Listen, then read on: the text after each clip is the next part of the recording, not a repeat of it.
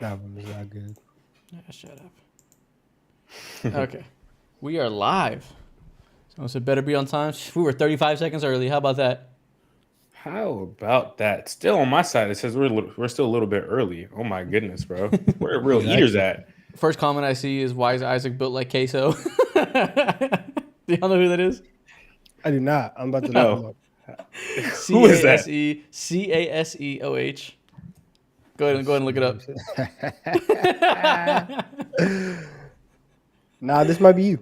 This might be you. Oh no, that's great. We're going to my treadmill. Everybody's spamming. I see Lakers first round exit. Y'all are spamming the chat up already. My taco man Isaac, great. Love to see that. Perfect. It's 8 p.m. and this is the first thing that you want to greet us with. We ain't seen y'all in like 5 days, bro. What is going on? Yeah, we'll let everybody get in here. We got a few hundred of you guys already in here this fast. Let's go. Seeing people spamming Candy. Love this. Oh my goodness. Someone said no more Wemby. Yeah, it sucks. Apparently we're sunshine to everybody. Love to see that. There you go, man. As you guys see by the title, if you're here early, today we're doing our official playoff predictions episode. You know, we're going to talk about the play-in tournament, the first round matchups that'll come after that. And I think after that, we're going to kind of do like a pseudo bracket, and we're going to predict the entire playoffs up until who we think wins the championship. Should be fun. Let's go. I'm ready to get this off. Yeah. Right off rip, JRM37 tipped $10. He said, "Hey, Gentle Bros, I haven't done it for a bit, nor will I be able to for a while, but I'll be back sometime. The grind is real, but I still need me my crayons, so keep up the good work." Listen, we appreciate you, JRM. No obligation. Anytime you donate, we appreciate it. We appreciate you running towards the grind. You know what I'm saying? I agree. We love seeing that. Yes. A lot of these crown leaders in the chat run away from it, not you. And you can't be crown deficient over here, bro. Go ahead and do what needs to be done to make sure you're fucking loaded up. Yeah, man. People spamming Luka MVP. Yeah, don't get your hopes up, man. We're gonna talk about that. Yeah, we're talking about a lot. So, you know, as always, if you guys aren't new to these streams, we're gonna get to the main topic of the episode. We're gonna get to Donovan's debate of the day, which is a new recurring segment. That should be fun. But first, we're gonna do our normal thing. We're gonna go through the biggest news stories of the week. And I think the biggest thing to talk about is what just broke right before we started streaming. Team USA has chosen 11 of their 12-man roster, which includes LeBron James, Steph Curry, Kevin Durant, Joel Embiid, noted American, oh my God, Jason Tatum, Devin Booker, Jrue Holiday, Anthony Davis, Anthony Edwards, Bam Adebayo, and Tyrese Halliburton. How do y'all feel? Wow, bro. You see Wemby bought it. Bro, France's team is gonna be fucking crazy. All teams around the entire association over there at FIBA is gonna be insane. So they have to pick the best of the best. This is impressive. I like this. They're coming out to try this year for real. They definitely don't. They definitely want to win this year. Oh, we got these two guys locked out. I'll bring them back in. But yeah, like they said, France is gonna be ridiculous with Wembanyama and Gobert. Even though France is gonna be ridiculous, I don't know if they can really compete with this team because this is like the NBA All-Star team. It's pretty ridiculous. We're back. These are just the best American players in the NBA, bro. This is what the NBA looked like literally like 7 years ago. Someone said they snuck Jrue in there. Facts. You have to have team players on every single Team USA team, and the world better be ready because we're coming back. We're getting the gold. All right, the Avengers are here. Understand what's going on, and bro, they got Joel Embiid. Like that's not right. That just makes no sense. There's no reason why Joel Embiid should be on Team USA. It's hilarious. And like, there's no way to talk about it without being all like America and acting all crazy about it. But like, come on, it's like free agency. It's free agency for the Olympics. Shouldn't happen. That shouldn't happen. I don't know. I mean, people have always done it, right? Hakeem played for Team USA at one point. It's not shouldn't have happened. Their rules are lenient, so like whatever. It's nothing new. But it's a lot more interesting, I think, to see these stars play for their home country and like put the team on their backs. Like we see Luka with a bunch of guys we've never heard of. I find that a lot more compelling than just everybody coming to Team USA. I get that. You telling me everybody being buddy and you want to see real competition? You know, yes. In the Olympics, yes. Fuck being buddy with everyone. Fuck that. It's about your country, bro. Let's say America. Fuck isolationism. People are spamming, where is Kyrie? He's no Jrue Holiday. That man will never play for Team USA. And it's not about it. It's not about an invite. Kyrie Irving will never wear USA on his chest again. I think you're probably right. I don't think Kyrie would do it. He's not going to do that. You know Kyrie. Oh yeah, never mind. I know Kyrie for sure. Exactly. He is not about that. You're right. People trying to wear Jalen Brunson.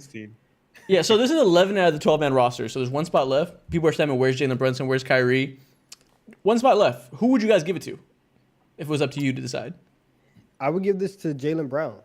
I think that I don't think that you can go with another guard. You already have Steph. You already have Jrue Holiday, and you already have Tyrese in terms of point guards. LeBron, who even though that's going to be older, like he's still going to have the ball in his hands.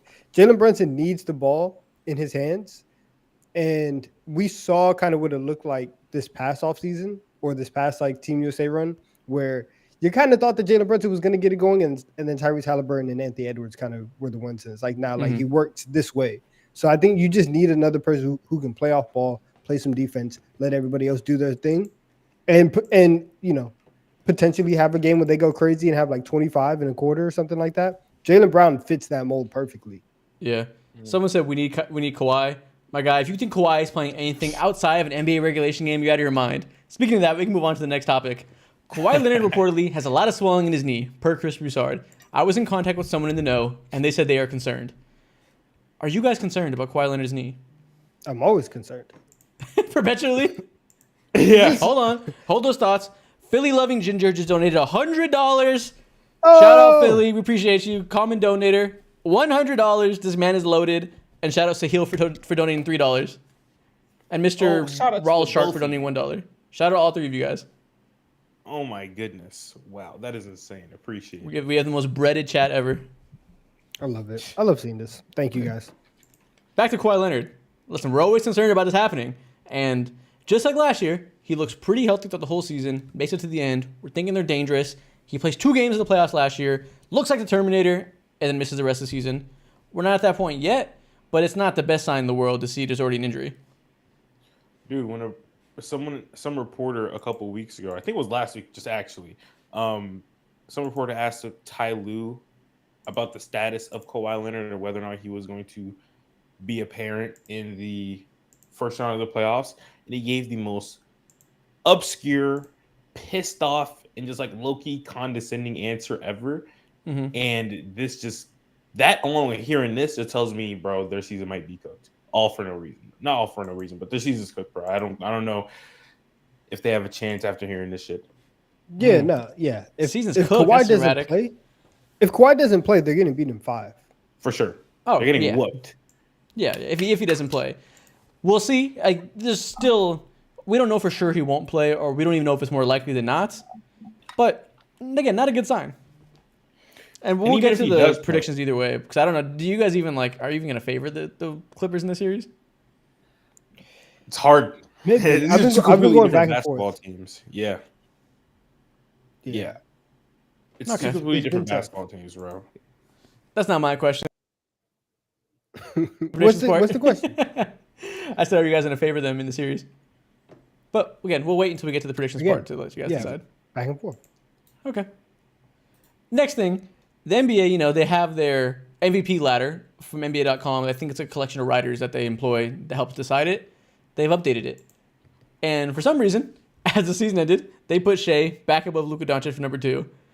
How do you guys feel about that? It's probably engagement bait. We all know Luka's number 2. But what's your thoughts? Biggest bunch of baloney ever, bro. I was irritated as hell seeing it and then looking out all the replies also, confirmed my feeling of irritation.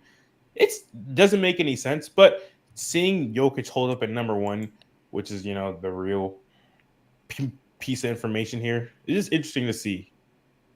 I think it makes more sense that Shea has jumped up to 2 rather than Jokic staying at 1 this entire time. Like I'm surprised the fact that Luka never got the 1 spot at all this entire season, especially like how much Shea has moved up and down, how much Luka's moved up and down, Tatum. Like Luka had there was a week where he was going crazy. He was going 35, 37, and he moved down in the rankings.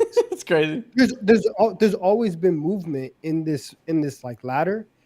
And for Jokic to just be kind of consistently one, that was kind of the most interesting part about it. But I don't hate it if you have Shea at 2. He's 36-6 on the 1 seed in the Western Conference, where the 5 seed has like 50 wins. So it's amazing what they've done. I guess the 1 seed is really what carries Shea to 2 for some people, and I respect it. Listen, I understand wanting to give it to the 1 seed. I'm not that concerned about the 1 seed when they all are within like one game of each other, between 1 and 3. Mm-hmm. That isn't like somebody has to win it, and somebody has to get the 1 seed, so that's impressive. But like, I'm not giving you more credit for having the 1 versus the 3 when there's literally a 1 game difference. It's not that important to me. Yep, and apparently we have crown eaters running the office over there. It's important to them. It's important for the Lord. It's important for the goddamn storyline and all that shit. Oh my God, the youngest fucking first seed since, I don't know, 2011, 2012, the original version of OKC Thunder. The storyline is immaculate, and I get it, and I understand, but that doesn't make it right. Yeah. Either way, we'll see who finishes number 2 and 3, but seems pretty locked in stone that Nikola Jokic is going to be the MVP this year. All the straw polls that are being ran with voters make it pretty apparent, I think. He's on an all-time run. Crazy. All-time peak. We'll talk about that after the playoffs if he has another run like last year. Lots of conversations are soon to be had about Nikola Jokic's prime. But in the meantime, another piece of news. Jrue Holiday has agreed to a 4-year extension worth $135 million with the Celtics. This basically he opts out of the contract he had for next year, to player option, and he signs an extension that gives him long-term money, but helps the Celtics pay him less in the near term, so their luxury tax bill comes down. Do you think this is smart for the Celtics to commit this type of long-term money to Jrue Holiday, who will be 37 when the contract ends? I was about to say, ain't he like 33 or 34 or some shit like that? Damn. Correct. With this type of play, I think he'll be able to last and sustain throughout the entire durability of the contract, but that's a lot of money, bro, to commit to someone like him. That's a lot of money. Nah, it's okay. It's fine. It is fine. I don't think it's that bad, just because like they've already shown that they're committed to this entire core. KP, Jrue, KP, like they're getting their money. Derek White is next. They have a like 2-year window, like this year, next year, to go out and get a championship. If it doesn't happen, even if it doesn't happen this year, something might be in the works. And so to go all in, make sure that you have the most talented starting 5, a starting 5 that has helped your team be one of, statistically, one of the best teams in NBA history. You have to go ahead and do it and just pay the bill. And this is what you're supposed to do when you have 64 wins. Go all in. Do it even though before you see any results. I mean, they got 64 wins. Yeah, I think that's results in some, right? And it helps your luxury tax bill for next season, so it saves them some money. And they're going to be the most expensive team in the NBA. So if you're willing to pay them and willing to keep the team together, all the savings they can get is important for them, I guess. So you're not going to – there's no scenario, even if he has a bad showing, shoots poorly like he has in the past, you're not going to get rid of him after what they've done this regular season anyways. Exactly. And if the Celtics came out and they traded for Jrue Holiday and then didn't give him an extension to really, really like solidify his place on that team, or they made that relationship weird, then you would look at them and say 2 things. 1, why would you trade all those assets to go get somebody that you're not that invested in the first place? And then 2, you guys are not serious about winning championships, because obviously you've seen all the success that you guys have this year, and you're letting money get in the way when the person writing the check is a billionaire. And you know that one playoff run, you can make that money back. Like you're gonna be fine. You're gonna be okay. So like it's just cheap if you don't, extend the money to Jrue. Yeah, that's true. I can definitely see the rationale of that. Me personally, I'd rather see I want to see the proof in the pudding and see how he does in the playoffs alongside all the other guys. And of course, it's very fair to imagine that Jrue Holiday is gonna ball his ass out as usual and play his role in the most effective way possible alongside all these other stars. But I still want to see it. Yeah. Because what if he gives you a horrendous a horrendous masterclass and just disappears offensively? Then what? then what? He's like their fifth option. What do you do? His defense is still gonna be important. Like it shouldn't be a huge deal if Jrue Holiday. He averages 12 points a game. Like an Ashley class from him is he averages 7 points a game. Like that doesn't really move the needle like that. You know, it won't be the reason they lose. And if it comes down to Jrue Holiday, like Jrue Holiday on the Bucks, it's a problem that he was playing as bad as he was because he was oftentimes the second option offensively whenever Chris Middleton was out. Like Isaac said, he's the fifth option. If it comes down to, Jrue Holiday was selling and now we didn't win a championship, I have to go through Tatum, Brown, White, and Porzingis and look at all four of them and say, what were y'all doing, right? And for Tatum, now's your time. And we can talk about this a little bit later, but now is your time. You had all the nasty propaganda in January trying to get you to the MVP. You really want to make your money. You really want to make legacy. You want to talk all that legacy talk. Right now is the time to do it. It shouldn't matter about Jrue Holiday. And even for the next 4 years, Jrue Holiday can average 9 points a game. This is a good contract. Next one we got Gadget donated $10. He said, opinions on Cleveland throwing away their shame, trying to duck Miami and Philly by throwing their game against Charlotte, only to lock themselves into a round 2 Boston matchup if they even beat Orlando. This is the next thing I want to talk about because they lost on purpose against the Charlotte Hornets on the last day of the season to make their matchup be whatever they want, right? And drop out of the 2nd seed. Now they're the 3 seed, and a lot of opinions about this. You know, we've always seen teams kind of manipulate the standings, get the matchup they want in the first round when they're able to. But this was particularly egregious because they played the game and then pulled their starters in the second half in a very clear effort to lose on purpose. It's very just shameless. Say it. Shameless. Yeah, I guess that's the word. We all see what they're doing, bro. We all see what they're doing. They're having a twerk off, ass versus ass, against Charlotte, bro, over the weekend. It was ridiculous.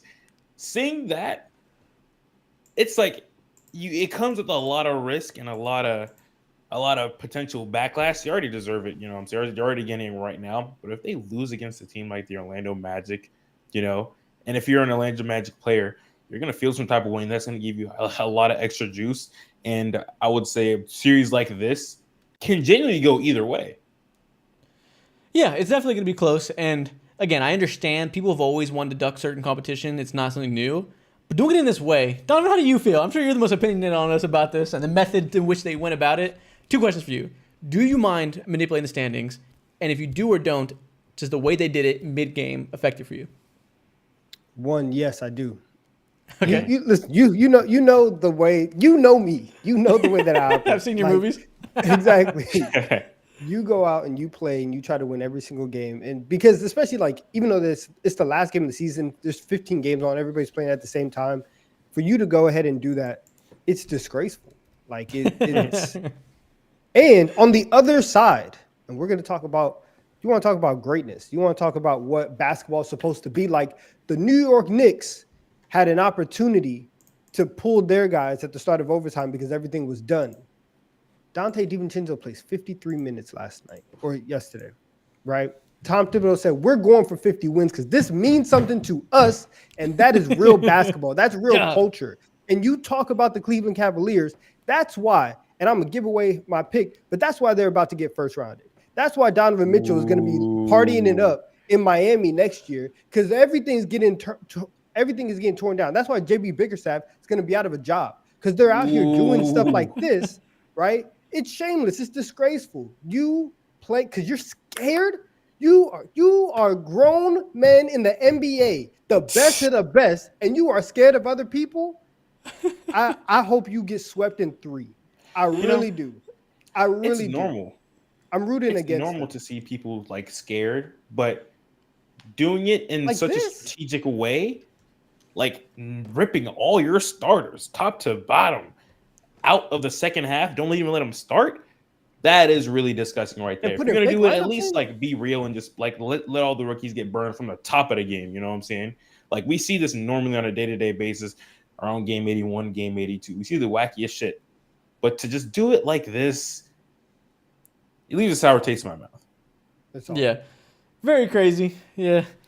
We'll see how it plays out in their favor. You're messing with a lot of karma, and it's very much, if you fail, it's going to look hilarious, and you're going to fucking hear about it.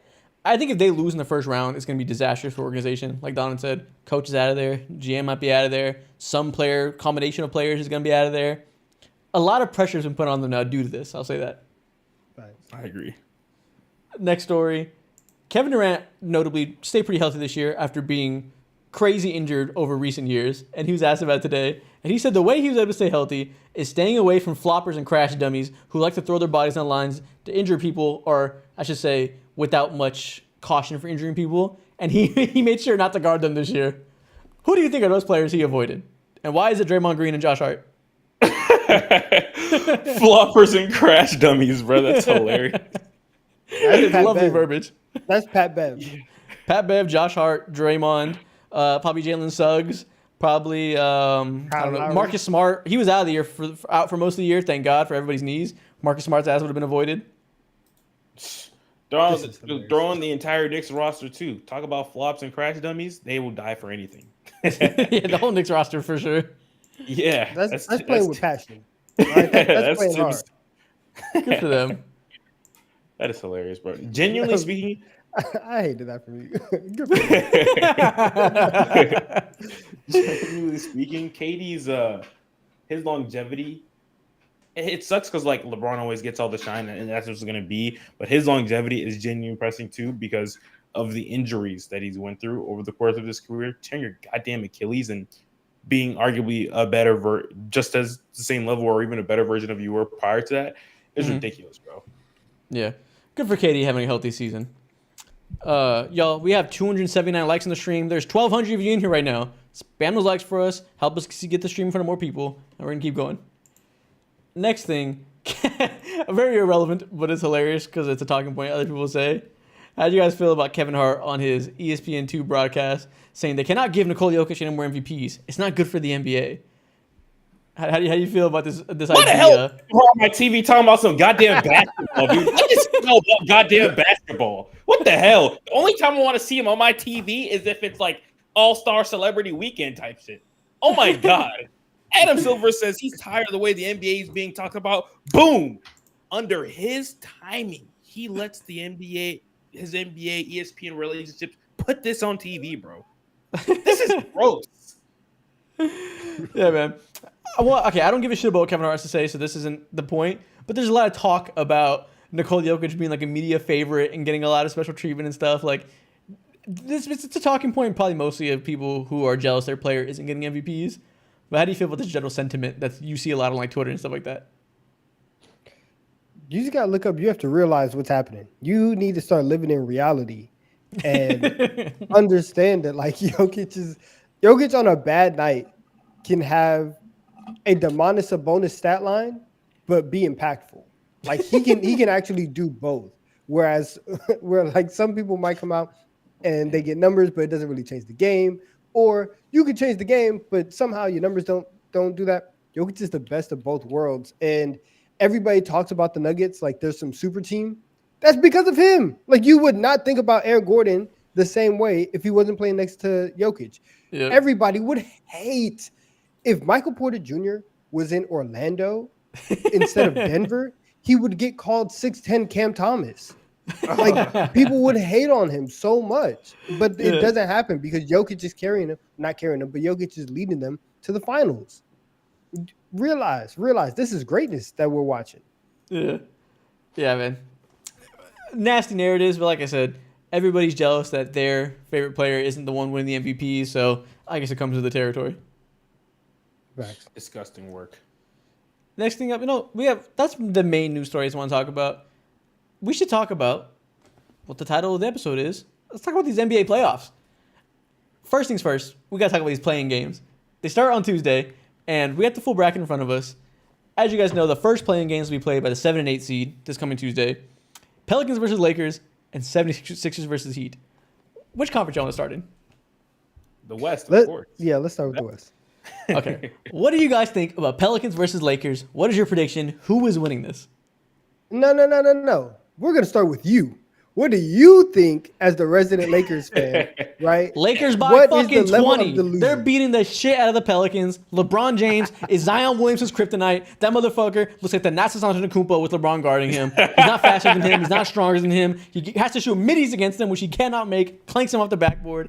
If the Lakers win by less than 10, I'll be disappointed. I love it. I love this. Yeah, it's because I also agree with you though. Like if they there's no situation where they should lose this game or where it should come down to the wire. They should win this by several possessions. I don't think they have anything for them. Yeah, I'm mostly joking about the level of which it should blow out, but I think the Lakers fully had the Pelicans number. We obviously saw it in the in-season tournament. After that, the Pelicans went on a run to look very good. Zion looked great for the last 30 games of the season. I was saying he low-key is an All-NBA case. Then he comes to the last game of the season when both teams are playing for essential playoff seeding, and they get smacked in the same exact fashion with pretty much the same exact methods. They put LeBron James on Zion with Anthony Davis lurking, and you literally see Zion be completely eliminated from his game. Like I said, he's taking middies, uncomfortable middies. Like this is not his game at all. And sure, they're due for some positive regression. Ingram was his first game back. Maybe he'll look better. It's hard to beat the same team twice in a row. But I find very little reason to be optimistic that the Pelicans are going to be able to solve the matchup issues the Lakers bring them.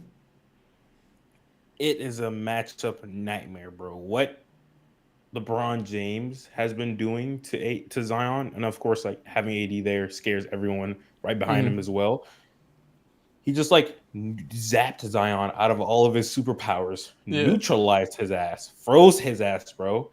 And seeing Zion just being completely taken out of his game and element is also a reflection of the counters that New Orleans has at the 5 spot, which is like Larry Nance Jr. They don't have any counters, basically. Yeah, it's not a great option. Exactly. They're very limited in terms of what they can do. And this is like the worst. Man, imagine being a New Orleans Pelicans fan. You're balling your goddamn ass out. Zion playing 60+ games or whatever the case may be. You know, Herb Jones is Herb Jones, going to make it all defense team, and you're boom, rewarded to face the Los Angeles Lakers and LeBron James and AD. Be sick to your stomach, and they're sadly going to lose this playing game, bro. It's not great. It's not great. They had a good season, and it's like to what avail? Like you got to be scared of the team a little bit. People were asking in the comments if I think they should lose the game on purpose to duck the Nuggets in the first round. I mean, the logic checks out, but no team is serious going to go out there and lose a playing game on purpose and purposely put themselves in a one-game do-or-die with their season on the line against maybe Steph Curry. It would be absolutely ridiculous and embarrassing to lose the game on purpose. No, wait. If they lose, won't they just end up facing the 1 seed, right? Not Steph Curry? No, if they lose, they have to go to play the second game of the play-in. Yeah. Gotcha, okay. Oh, yeah, gotcha. Yeah, so you just unveiled your second play-in pick then. Oh, no fucking shit. I think the Warriors are going to beat the Kings. Surprise, surprise. I don't know if I got to unveil. It's not much of an unveiling. The recent donations are quick before we move on. Mr. Rawl Shark tipped $10. He said, I pray most Hawks beat my Bulls. Tired of this mid-ass team thinking they can compete. I think we all share the same sentiment.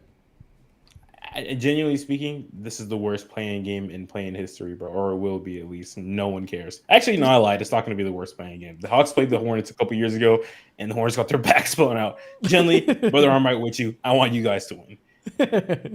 Montesir donated $4. Said, hey guys, big fan since last summer. Y'all give me something entertaining to watch whenever I'm eating. Keep up the great work, and the Mavs are winning the chip. I don't know about the last part, but thank you. Keep eating, bro. Where the real eaters at? You understand. Shout out to Elena for tipping $3. Joe Giga Dump for donating $2. And Josh22 Alien for donating $5. And Ilan Chavez for donating $3. Appreciate all y'all. Shout out to Elena, man. So do y'all agree the Lakers are probably going to win this first matchup against the Pelicans? Yes, I do agree. Okay. If that's the case, then sticking with the West, Kings versus Warriors. You know, we saw this team. This was the playoff matchup from last year. It was a great series. Was it 6 or 7? It was 7, right? 7. Went to 7. De'Aaron Fox dealt with a hand injury halfway through, and Domantas Sabonis had some lagging injuries that slowed him down a little bit. But outside of that, we saw Draymond completely shut down their offensive approach, and Steph Curry was Steph Curry to win the series. Do you see any different outcome this year with the differences the teams have? Nope. That beam is not getting lit. It's not getting lit. Them boys are going home. They are going home. They are not winning. they're not winning this game. Wait, so Donovan, you're telling me that Gary Payton being out for this game still doesn't move you at all? The Kings still don't have a chance? They don't have a chance. No. Wow. Well, you say Gary Payton's out. Listen, Malik Monk is out and Kevin Huerter's out.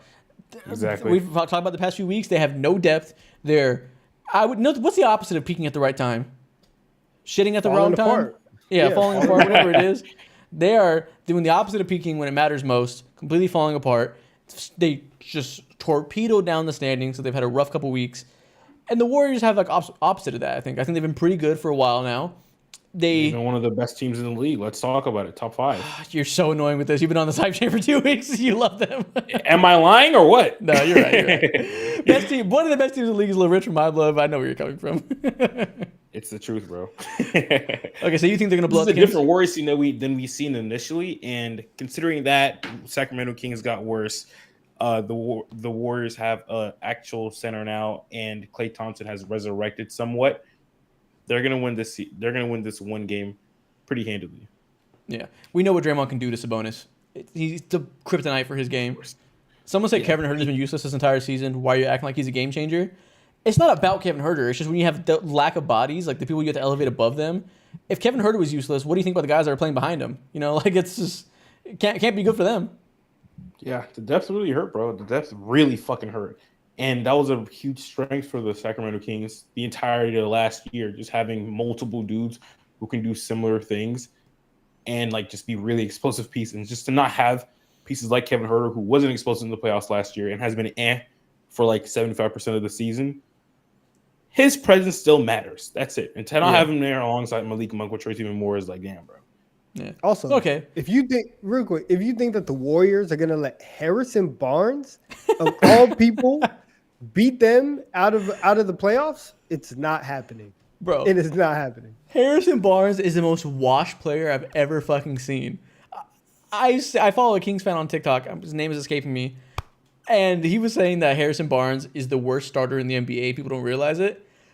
You can look at his numbers. That man is doing cardio. He is so unimpactful in every facet of the game right now. It's hilarious.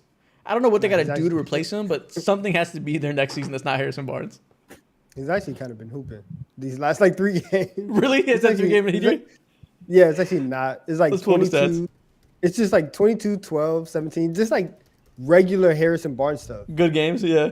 Only one of them he had 41 minutes. The 12-point game, 3 for 10 from the field. But like Harrison 9 of 15, 5 of 8. He's kind of finding himself. Picking at the right time. Never mind. Maybe Harrison Barnes is coming alive, come for playoff time. He's here to steal the play-in tournaments. I guess. If you ever depend on Harrison Barnes to do anything around the court, bro, your hopes are doomed, and they have been doomed for years. Yeah. Okay, so if we assume the Lakers win and they secure the 7th seed to play the Nuggets, that means the Pelicans will fall to the 8th seed and play the Warriors. How do you see a Pelicans versus Warriors playing game going? Because the Pelicans have been a better team for the majority of the year, but anything can happen in a one-game series. So how do you feel about those matchups? Ooh, that's tough. It's one game, bro. One game. Will Draymond be able to figure out and somewhat contain Zion? Do they have the back line to do that type of damage? I don't know, man. Okay, so Jonas Valanciunas has been benched frequently for different matchups. You got to assume the Warriors is the matchup that'll make him bench pretty quickly, right? When can he play? Yes. So it'll be a lot of Larry Nance and Zion Williamson front courts. I feel like, I don't know, I'll pull up Zion's stats against the Warriors this year. I can't imagine he does well against Draymond, but maybe I'll be proven wrong. And if he does do well in the regular season. You know, playoffs are a different beast when you're really game planning for it. I can only assume Draymond can do similar things that a LeBron James can do against him. Yeah, but also it's hard talking about it because LeBron has AD in his back line, and that changes so much as well. And Trace is good, but he ain't no fucking AD, of course. So, Yeah. I'm surprised you're saying that. You love Trace. Trace is that guy. I love this. Is just going to be your hill forever. You're just a Trace guy. Exactly. And I'm a dying at being right as hell, too. So Zion Williamson in 3 games versus the Warriors this year is averaging 21 points, 4 rebounds, and 4 assists. I don't remember when Draymond was suspended. These games were very split apart. End of October, beginning of January, and in February as of recently. One of those games I think Draymond wasn't there for, I imagine, because he missed a lot of time.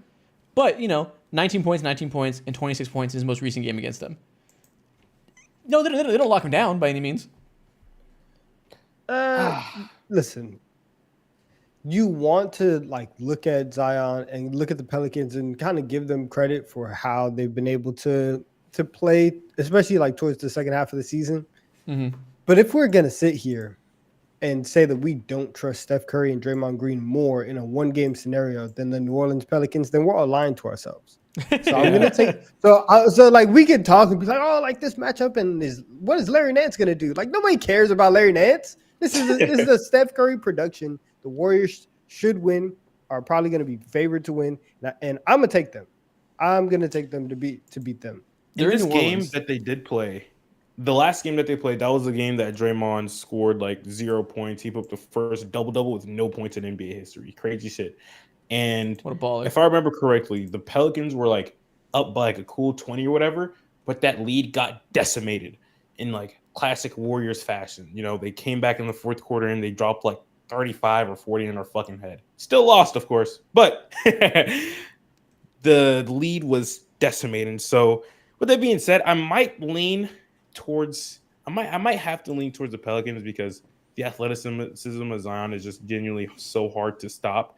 And having Trey Murphy there alongside Brandon Ingram, who'll be back as well, I might have to lean towards their way. Mm-hmm. You don't believe that? I'll go with the Pelicans. They're going to be at home. They're going to be coming off of 2 tough losses to the Lakers in a row. It's hard to lose 3 games at home with your season on the line when you're the more talented team who's been better the entire time. You have 2 games of Brandon Ingram getting his feet under his belt, looking better.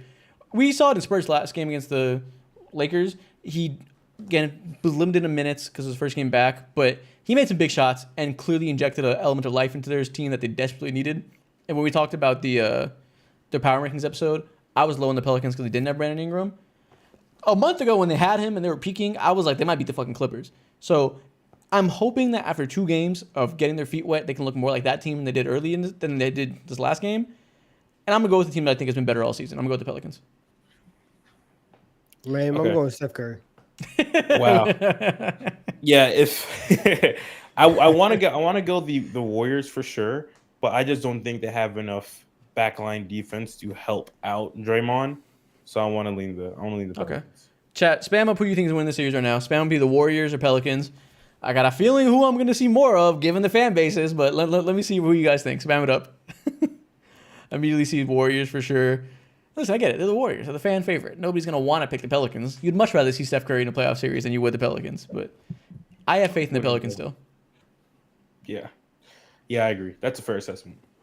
Let's go over to the play-in. It's a pretty good amount of Pelicans, though. Okay. No, let me make a poll. You guys keep spamming it up because I want to see the chat version. I'll start a poll, too. Who wins? GSW, New Orleans.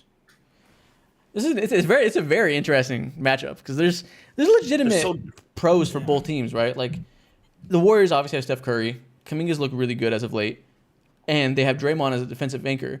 But outside of Draymond, like you said, Mo, they don't have a lot of defensive versatility in that front court. Looney's not holding Zion by any means. Kuminga's not a particularly good defender.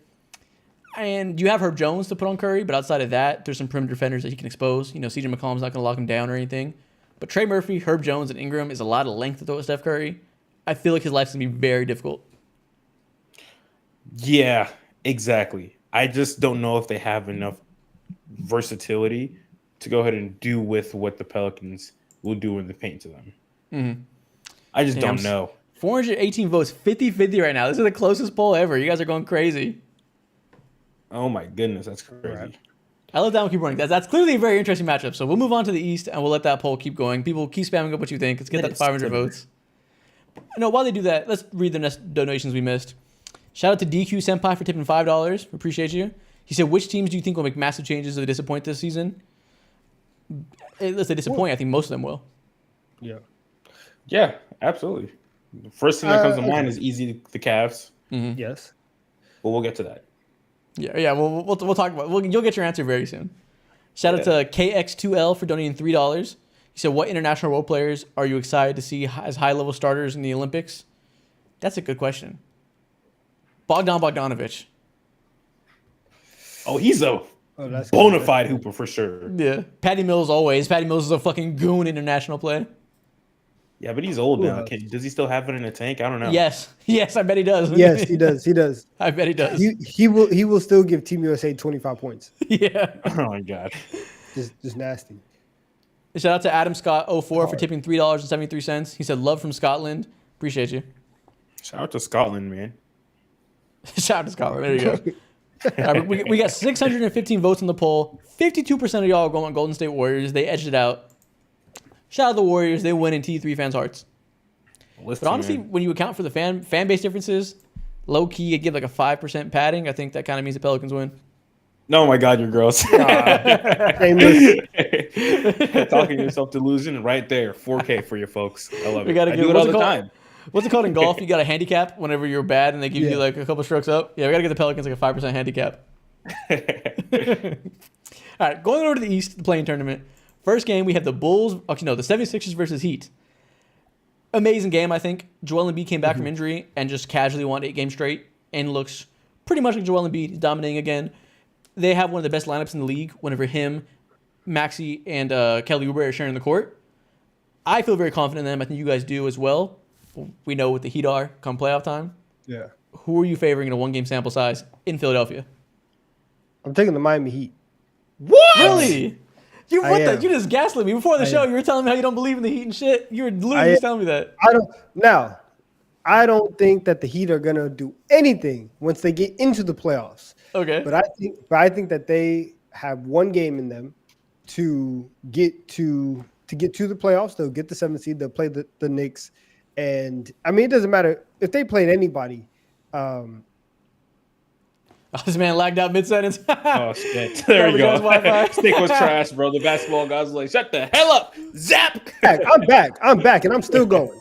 Okay, I'm back, and I'm still going. I was talking into the void. Now I'm back talking to you guys. I'm here. Nobody will stop me from talking about Joel Embiid. Never lost. Wow. But I do trust the Heat though. Okay. What makes you not trust the 76ers? Because they look pretty good as of late. Like, what's your big worry there? I know you were talking about what is Joel Embiid going to look like coming back into the play-in off of however much time he's missing. But, he's played 8 games now. Decent amount of time. Yeah, he's looked great. I think like the last game that the Heat played against the Sixers, it was a very close game. I think that like Duncan Robinson had a very poor game shooting the ball. Granted, Nick Batum also had a bad game, 0 points, donut. But I do think that Duncan Robinson, if he's able to shoot the ball pretty effectively, then that kind of opens up everything else, and they'll be better off. I'm going to bet that he's going to have more than just 2 points, and I'm going to I'm gonna bet that he's kind of going to be the X factor in this. Jimmy had a good game, not a great game. I think in one game, maybe Jimmy can summon up everything that everybody has been talking about him for. Give it to the 76ers, and then the Heat can get the 7th seed. Wow. What do you think, Mo? How you feeling? I want to lean towards Joel Embiid. You guys will see later on. I believe this might be the year that we finally get a Joel Embiid run. Don't know if he's going to like win the NBA championship or go to the finals or anything like that, but we're going to receive a run. And I think this is the year that he, gets past Jimmy Butler. I don't think that the Miami Heat have shown to have it consistently. And I don't know. I feel like Jimmy Butler just felt like leaning into just like being super chill about what you do in the regular season and, trying to just turn into a different player in the spur of a moment. I don't know how that'll work out in his favor this time around. It seems to not be a super consistent thing. Like every single year we get the same exact Jimmy Butler, because that's not the case. You know what I'm saying? It happens, but it doesn't happen every single year. So I think what Joel Embiid has to provide, and also Tyrese Maxey, and also Isaac, you were twerking for this man like a motherfucker earlier to start off the season.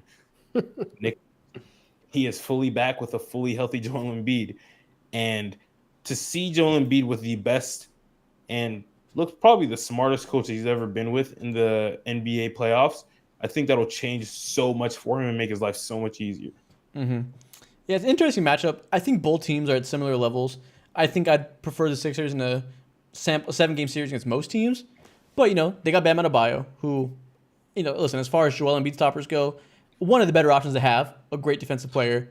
The Heat are second in the NBA when it comes to shots allowed at the rim. So they really sell out to not let you get there at all. They're only 26th in rim efficiency there. So like if you get there, you can shoot decent against them. But they make it hard to get to the rim. So Maxey, gonna have a hard time eating at the rim.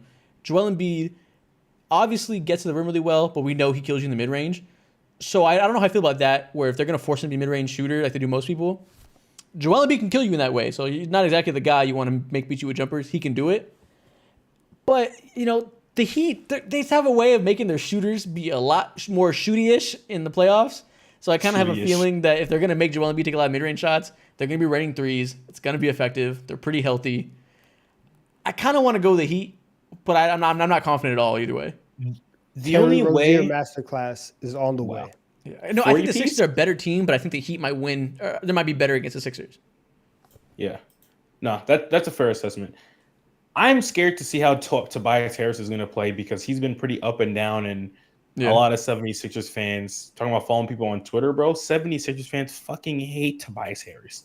They flip on him like every other day because of, defense and yeah, not really. Like just how we, spaces the court at times and also their shit. It hurts to see. And he's going to be like a very big X factor. Of course, it doesn't matter how well he plays, how good or bad he plays. Joel Embiid is the face of it. It starts and ends with him. Mm-hmm. But all the other role players, they have to show up and be on 10. Kelly Oubre, like you said, has to show up and be on 10. He's been on 10 the entirety of the season. Tyrese Maxey, he's going to face the toughest defense that he's ever faced in his entire life so far. Actually, he played the Celtics last year, so I don't know about that. But the role players are gonna have to show up for me. I'm gonna go Miami. This real quick, isn't it crazy? Kelly Oubre got hit by a car this year. Sorry. Yo, that's crazy. That's the way you said it. That's not durability on 100. Like four months ago, he got ran over. And now he's back. He's about to play 40 minutes in a playing game.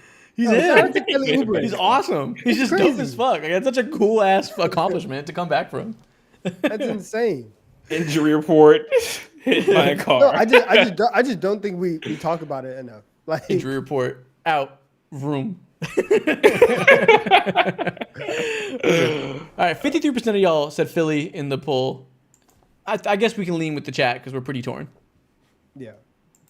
So they move on. So Philly wins this. Miami falls to the next game. When they will play, the winner of Bulls versus Hawks. We will spend exactly 15 seconds on it. No words other than the team you want to see win. Mo, who's winning? Don't care. Next. Donovan, who's winning? This changes nothing. Bulls. Hawks. Mo, pick a team. Billy Donovan. Okay, and the Bulls advance. Hawks, your season is over. We're done talking about this shitty ass game. If you're a Bulls fan or a Hawks fan, I'm sorry for your loss. Next game. Shout out to DeMar DeRozan. We got the Heat beating the Bulls, right? Yeah. There we go. Okay, so Sixers get the 7th seed. I don't know about handily. Both teams have a way of making games closer than they need to be. Might be good for one team, bad for another, but it happens. Yeah. Let's assume the Sixers and the Heat get the 7 and 8 seed because I do not want to talk about the Bulls and Hawks anymore. They are unserious franchises that should not be in the playing tournaments.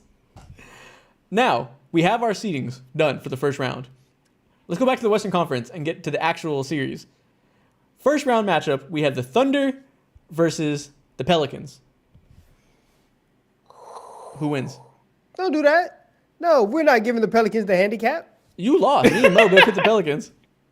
I said the Warriors. Oh, we're willing to chat decide? I'm just saying it's 2-2. Oh, the chat gets equal vote? They get equal representation? Wow. In this, I'm trying to see Steph Curry in the playoffs. Come on. All right, whatever. Who loses to the Thunder? It doesn't matter. Thunder versus Warriors. Who do you have winning? Thunder. Yeah, go to hell. Easy the Warriors are getting clapped. I think the Thunder are beating the fuck out of whoever comes out of this. Except the Lakers. They won't beat the fuck out of them. I think that'd probably be close, but I still might lean the Thunder. But Warriors versus Thunder, I think they have absolutely nothing for the Thunder. Not enough firepower to keep up offensively. Damn sure don't got the defense to stop the rim pressure that the Thunder can bring on. I don't know what's the contrarian answer. How could you possibly pick the Warriors over the Thunder? What would be the path for them to win? Steph Curry. Steph Curry just going berserk. That's the only thing. Yeah, against J-Dub, Lou Dort, good. and Shea. That's a lot of perimeter defense. Like that's hard. It's a hard ask for Steph to go that berserk. I'm sorry. That's the only way they win. Steph, you just have to average 35. I'm sorry. Now, in the matchup that they did face, when the Warriors did beat the Oklahoma City Thunder, it was a very different type of win, different game. They just like leaned entirely differently. Pods in the starting lineup and shit. So it's hard to envision the pathway because this team, so much has changed with this team in terms of hierarchy and shit like that. Mm-hmm. Like I like how Trace matches up with Chet, but they offer different things and Chet is way more valuable, obviously, and shit like that. But it's a good piece to have this time around. Why are you saying like Trace is like just a regular dude like Kendrick Perkins? I mean, okay. You have to stop with this Trace propaganda. Shut up. Like him play ball. You haven't. That's why you're flapping your gums like this. Okay, he's a good player. He's cool. You He's a very acting good like- role player. Come on now, Listen, man. Trace tired and of Chet Holmgren. Come And you're like, on. nah, he could do some things. Like, shut up. It's not I happening. respect Trace. He's good. He's a very useful player. Helps their team. He is not going to be the swing factor against Chet Holmgren in the series. He's not the No one. one's saying he's going to be a swing factor, right? Let's mute that. But considering what they have to offer, yeah, exactly. That was very sassy. But considering like all the other pieces that they have to work through, like I don't know how Jonathan Kaminga is going to face up against guys like Chet. I don't know what it's going to look like when you call for Kevon Looney for backup. It's too slow-footed for this fast-ass team. So I'm like, they're going to have to really rely on someone like Tracy. I don't know how that'll pan out necessarily, even though we saw it. If they have to rely on Trace, they're fucking cooked. They're down bad. Yeah. Like that, I like that's Trace. what I'm If you got to getting rely on him to get buckets against Chet Holmgren, you are cooked. You're decimated. Yeah, who are their other options, bro? They don't have necessarily any that reliable yet. Yeah, I don't know. So, Draymond, get to shooting. You're gonna have to put up some threes too. He's gonna have to knock some knees as well. What do you mean threes? no, so Get some obviously the Thunder's best asset offensively is they do a lot of guard screens and they really make every single defender on the court be locked in defensively because if you're Brandon Pajemski, 1 minute you're defending J-Dub, running a pick and roll, fighting over a screen. The next minute, J-Dub is setting a screen for Shea, so now you're being in drop coverage trying to do everything. Really ask a lot of perimeter defenders. And a lot of their players that they rely on are very young. Pods, Kaminga, Trace, like you said. A lot to ask for them to be on 10 like that and really lock in defensively and hold their own on that side when they're going to have to also give a lot offensively on the other side to match the level of offense Thunder can bring. I think they might get flooded. That might be too much to ask for a young team. Yeah. Guys, it's over. It's over. This series, okay. The real question is it going to be in 5 games or 6 games? I would say 6. Unless Kaminga's a complete shitter, I would go 6. Yeah, maybe 6. I mean, the Thunder are young, and I think that's overblown. But I don't think that youth will make them be like a first-round exit, like some haters will act. But I could see it being a reason they lose 1 or 2 games against an extremely veteran-savvy team like the Warriors. And the Warriors have a pretty good defensive ceiling if Draymond's locked in a really good game plan. So I could see a game or 2 where they come out and steal one. Yeah, I was thinking the Thunder probably could have won this in 5. And I'm looking at the season series right now. These two teams haven't played since December 8th. They played all 4 games in like a month span. The Thunder went 3-1 against that stretch. The Warriors won by 2 in 1 game, and the other 2 games went into overtime. So these have been very like close matchups. Yeah. And we saw a different team now. It's a different team, so it's hard to talk about this matchup now. It is, yeah. But I think that like I've seen the movie over and over again where the Warriors can get a playoff win that they're absolutely not supposed to. Yeah. And so if they can go into OKC and steal game 1, then they can easily push this to 6. Listen, the chat is currently voting. 70% of people voting for the Thunder. Not a close matchup either way that we guys spend too much time on. Yeah. Warriors, you had a bad season. It ends poorly. Sorry for it. Somebody, Mr. Roll Shark donated $5. He said, I think Mo is a bigger Trace Glazer than Isaac is a Wemby Glazer. Nah, I wasn't raving about Trace from top to bottom of the season. Sorry, man. It's hard to be a Wemby Glazer when you're just right. Well, when you're just like correct. Actually, though, to go against my own point, I've been talking about Trace over a year now. So before the NBA. So maybe I am. Yeah, and you can't be a Glazer, Victor Wembanyama. He's Victor Wembanyama. That's ridiculous. Like to be a Glazer, No, that's something is to live with reality. right there. To glaze Victor is to be a person who understands reality and knows what's in front of them at a very baseline level. Like everybody should be praising Victor Wembanyama. Oh my God, have some shame, man. You gotta know what's in front of them. Everybody should be praising Victor Wembanyama. Like if you're not, you're just a hater. You're not living in reality. Like get real. Accept it. He's here. Next matchup, the 4-5, the best matchup of the first round, y'all. Clippers versus Mavericks. Who is winning this fucking death match? Give me the Mavericks in 6. In 6, okay. Let's assume Kawhi's healthy. Let's just for experiment's sake, let's assume give me the Mavericks in 6. Wow. What about you, Mo? He's a better man than me, Donovan. I was gonna say give me the Mavs on 5. I hate the way the Clippers look, bro. I hate them absolutely. Chat, spam it up. Who's winning? I want to see it. It's close. We did the power rankings last week. I had the Mavericks top 3. Clearly, I believe in this team more than the Clippers, and I made them top 3 knowing they were going to play in the first round. So I agree the Mavericks are going to win. I think it'll be 7 though. I think it's going to be a hard fought series. What? Really? 7? Dude, the Clippers are good. Let's not forget because they whimper to the end. We see Kawhi every year turn up in the playoffs. Yeah. We know he coasts in the regular season. It all depends on what James Harden looks like. He has not looked good as of late. But even without that, Paul George and Kawhi, I think, are going to be Paul George and Kawhi. The Mavericks have good perimeter defenders now. Their defense has been the top of the league since the All-Star break. They're incredible. The biggest part of that is they have a really good paint defense with that array of big men they have. And P.J. Washington has been putting guys in jail. I don't think P.J. Washington is putting Kawhi Leonard in jail. So I'll say that. I think Kawhi Leonard can kind of like neuter what P.J. Washington brings a little bit because obviously you're going to put him on Kawhi. And that'll leave Paul George and Harden to deal with. Obviously, Kyrie and Luka are going to be doing their job whenever they get switched onto them.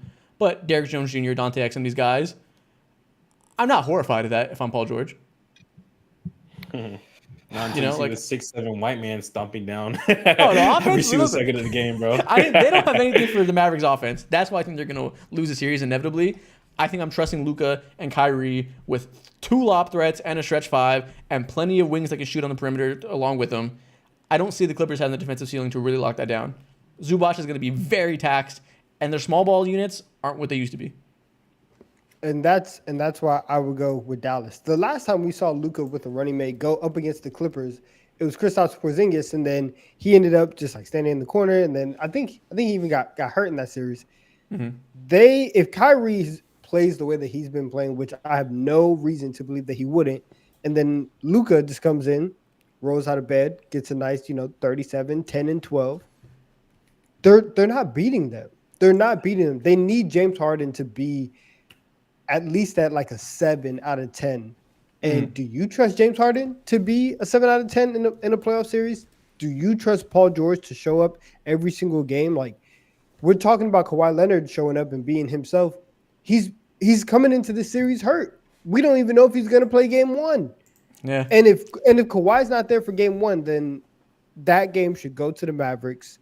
And I think I'm going to take them fairly easily. Even though that I'm saying 6, it's still going to feel kind of easy. Yeah. I got James Harden's recent game log pulled up. Last 4 games, he's been out. One of those games, he played 10 minutes. Let's assume that's another O. So it can't take much from the last 4 games. Before that, he had a good game against the Cavs. 22, 5-5 on 6-11 from the field. The Jazz, he's 4 for 10 from the field. The Nuggets, 6-23, 1-7, 1-3, 3-12. That's not even tour dates. That's just aggression. He's in playoff form right now already. Y'all were in fucking March. He's in April, bro, already. So this is a basketball hate crime. Everybody in the audience should be subject to a class action suit for watching this. This is disgusting. Class action suit. Yeah, he's not showing up. He's not showing up. But again, we talked about it all year though. This team is so much more insulated to deal with James Harden fuckery than past James Harden team have. His scoring is of little consequence, but I will say the only reason we view this team as the second best team in the West early in the season is because his scoring was at a high level. And when we saw him actually being able to score efficiently, it made them go from being a pretty good team that's around the 4-5 seed or whatever to being unfuckwittable. They were dominating by far the best offense in the league for a while during that stretch. You need James Harden at that level if you want to be at that tier. They can still win a series without that level of James Harden, but you can't feel nearly as confident as you once did unless you get something from him. No, I'll say this. Like I was drinking the juice earlier in the year. I remember having the Clippers very, very high in like our midseason power rankings. I thought that they were legit. Mm-hmm.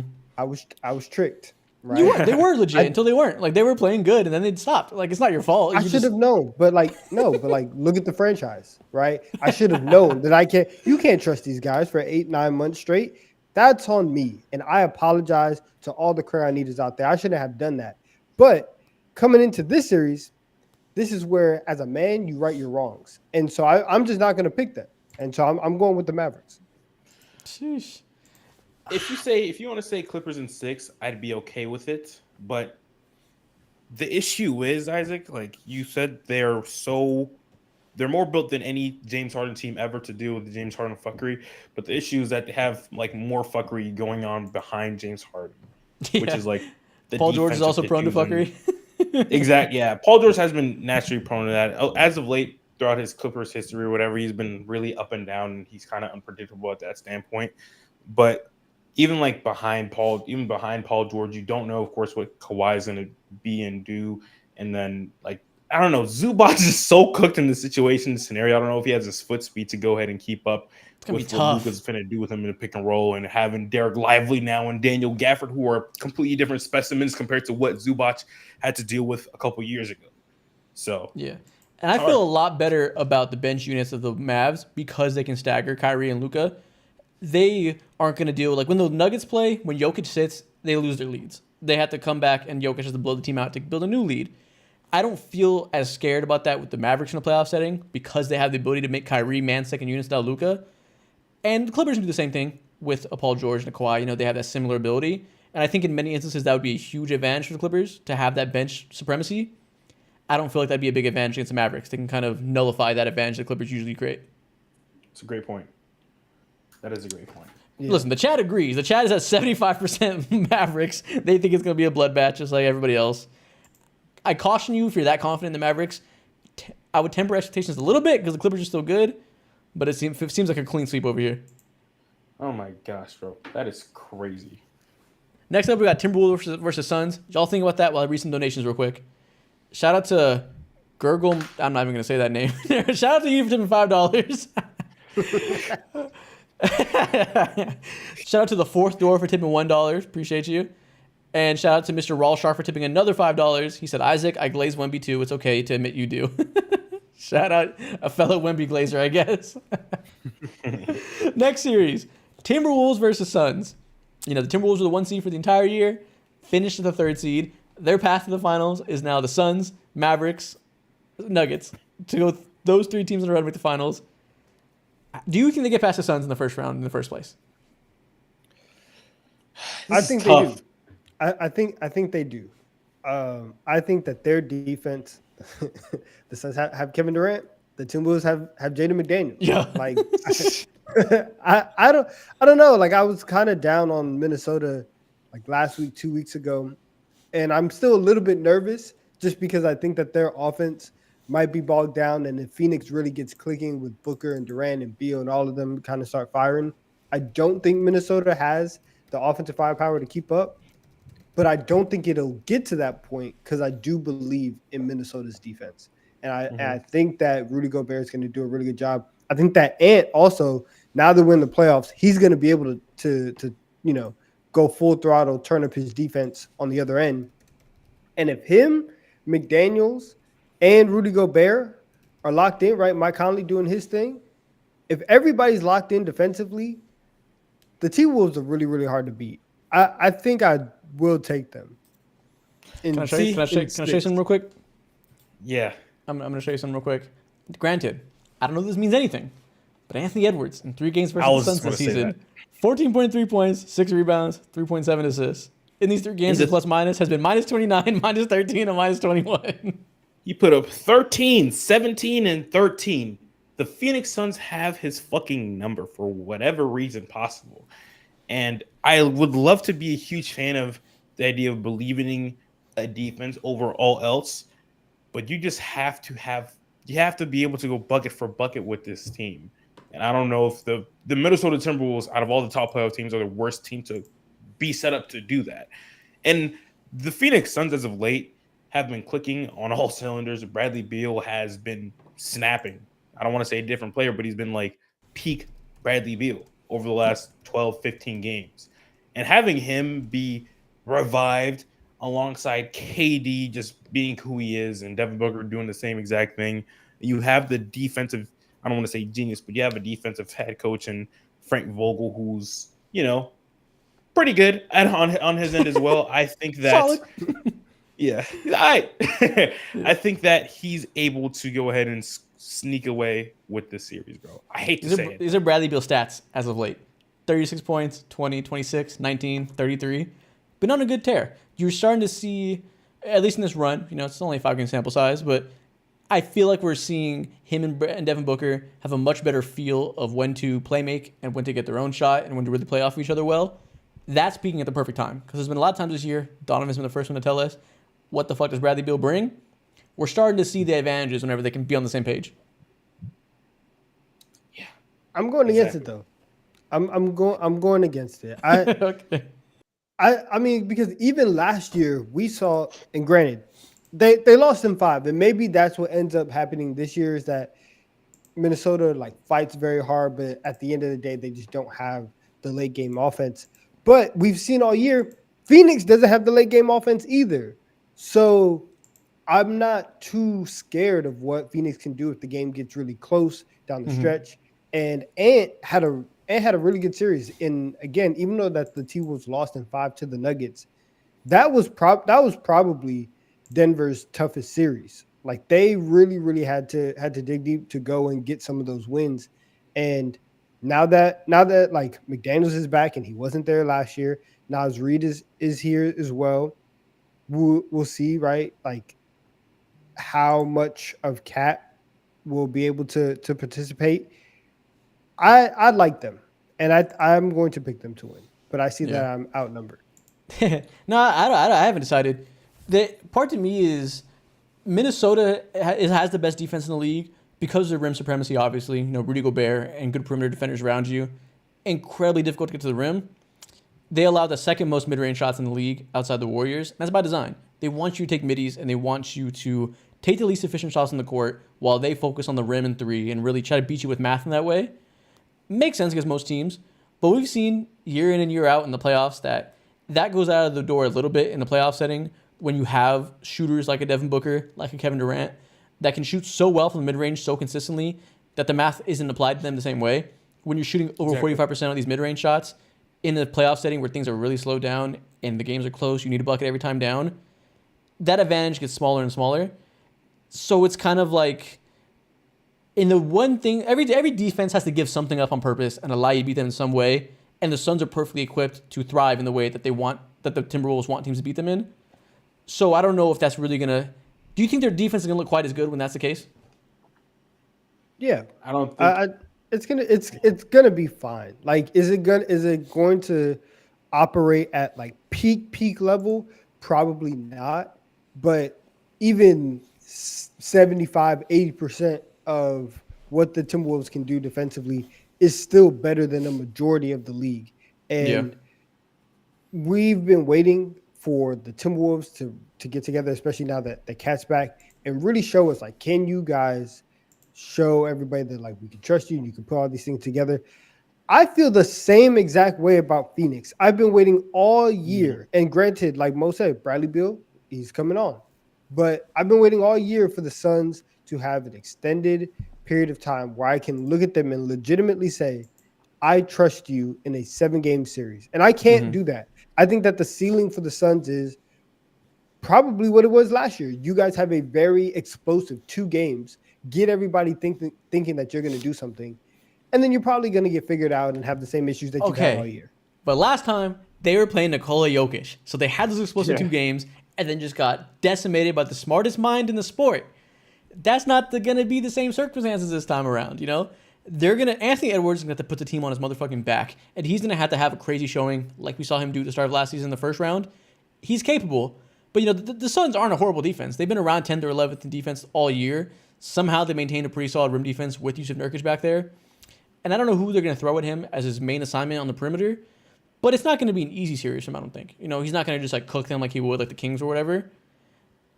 I think I'm going to go the Suns. It's sacrilegious because I think the Timberwolves have been much better throughout the year. And at their peak, if Cat's back looking fully as good as he did early in the season, I'd probably go with them. But the depth is a question mark there. And I just think it's a battle of strengths and weaknesses that doesn't quite suit. It's a worst case scenario for the Timberwolves for a reason. The fucking Suns shoot 47% on mid-range shots. If you're going to give them that shot every single time down the court, which they're not going to, they're going to, adjust in some ways. But that's going to do a lot to make the Timberwolves defense look worse than we see it in the regular season. The only way the Timberwolves go ahead and surprise me and win this series is if Anthony Edwards becomes like the second best player on the court. And I just genuinely don't know if he can do that or be that. And obviously, too, like what you said, Isaac, if Karl Anthony Towns somehow ramps up playoff form already and can give you a consistent, 17, 20 points a night, then that changes a lot as well. But I'm not necessarily expecting that from him. And all eyes lean on Anthony Edwards and what he's going to do because he's clearly been neutralized every single possession, every single time they play against him. And if, you're going to overcome a team like the Phoenix Suns, who have been a lot better over the last, 15, 20 games in the fourth quarter, who have, Bradley Beal, who he said in previous press conferences, like he said, I feel like I don't have a role right now on this team. Clearly, he's fucking figured it out, locking him in more on defense and hitting all of his shots, and he's clearly motivated and shit like that. And then you have the 7-foot demon and Kevin Durant. KD's going to do KD things.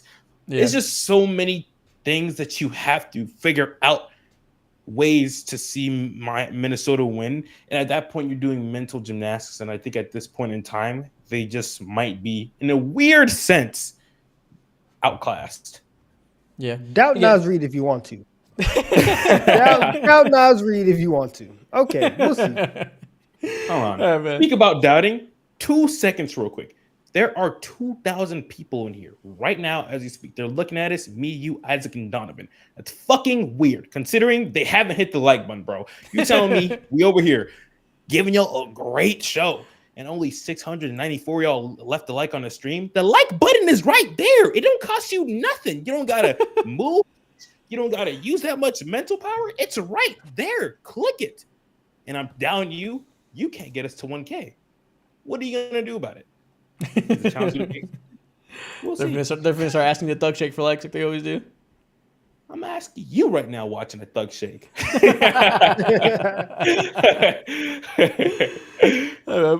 On to the next series. First, we read off donations I missed. Shout out to Jesse for donating $25. He said, which players do you guys expect to be the biggest playoff risers and the biggest playoff flop?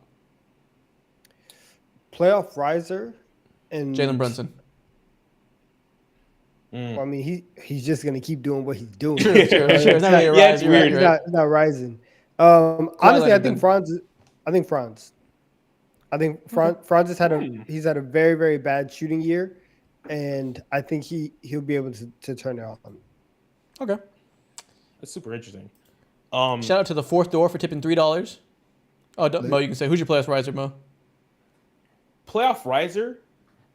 I would look at someone in the Western Conference. I would say fucking, I don't know, maybe Bradley Beal with the way he's been fucking hooping as of late. Super motivated. He's been in Washington his entire life. So I'm going to say Bradley Beal. And then, yeah, Bradley Beal for sure. And shout out Lincoln for tipping $2. Y'all, let's move on to the last series in the first round of the Western Conference. Denver Nuggets versus Los Angeles Lakers. What's our prediction? The Nuggets. Denver Nuggets.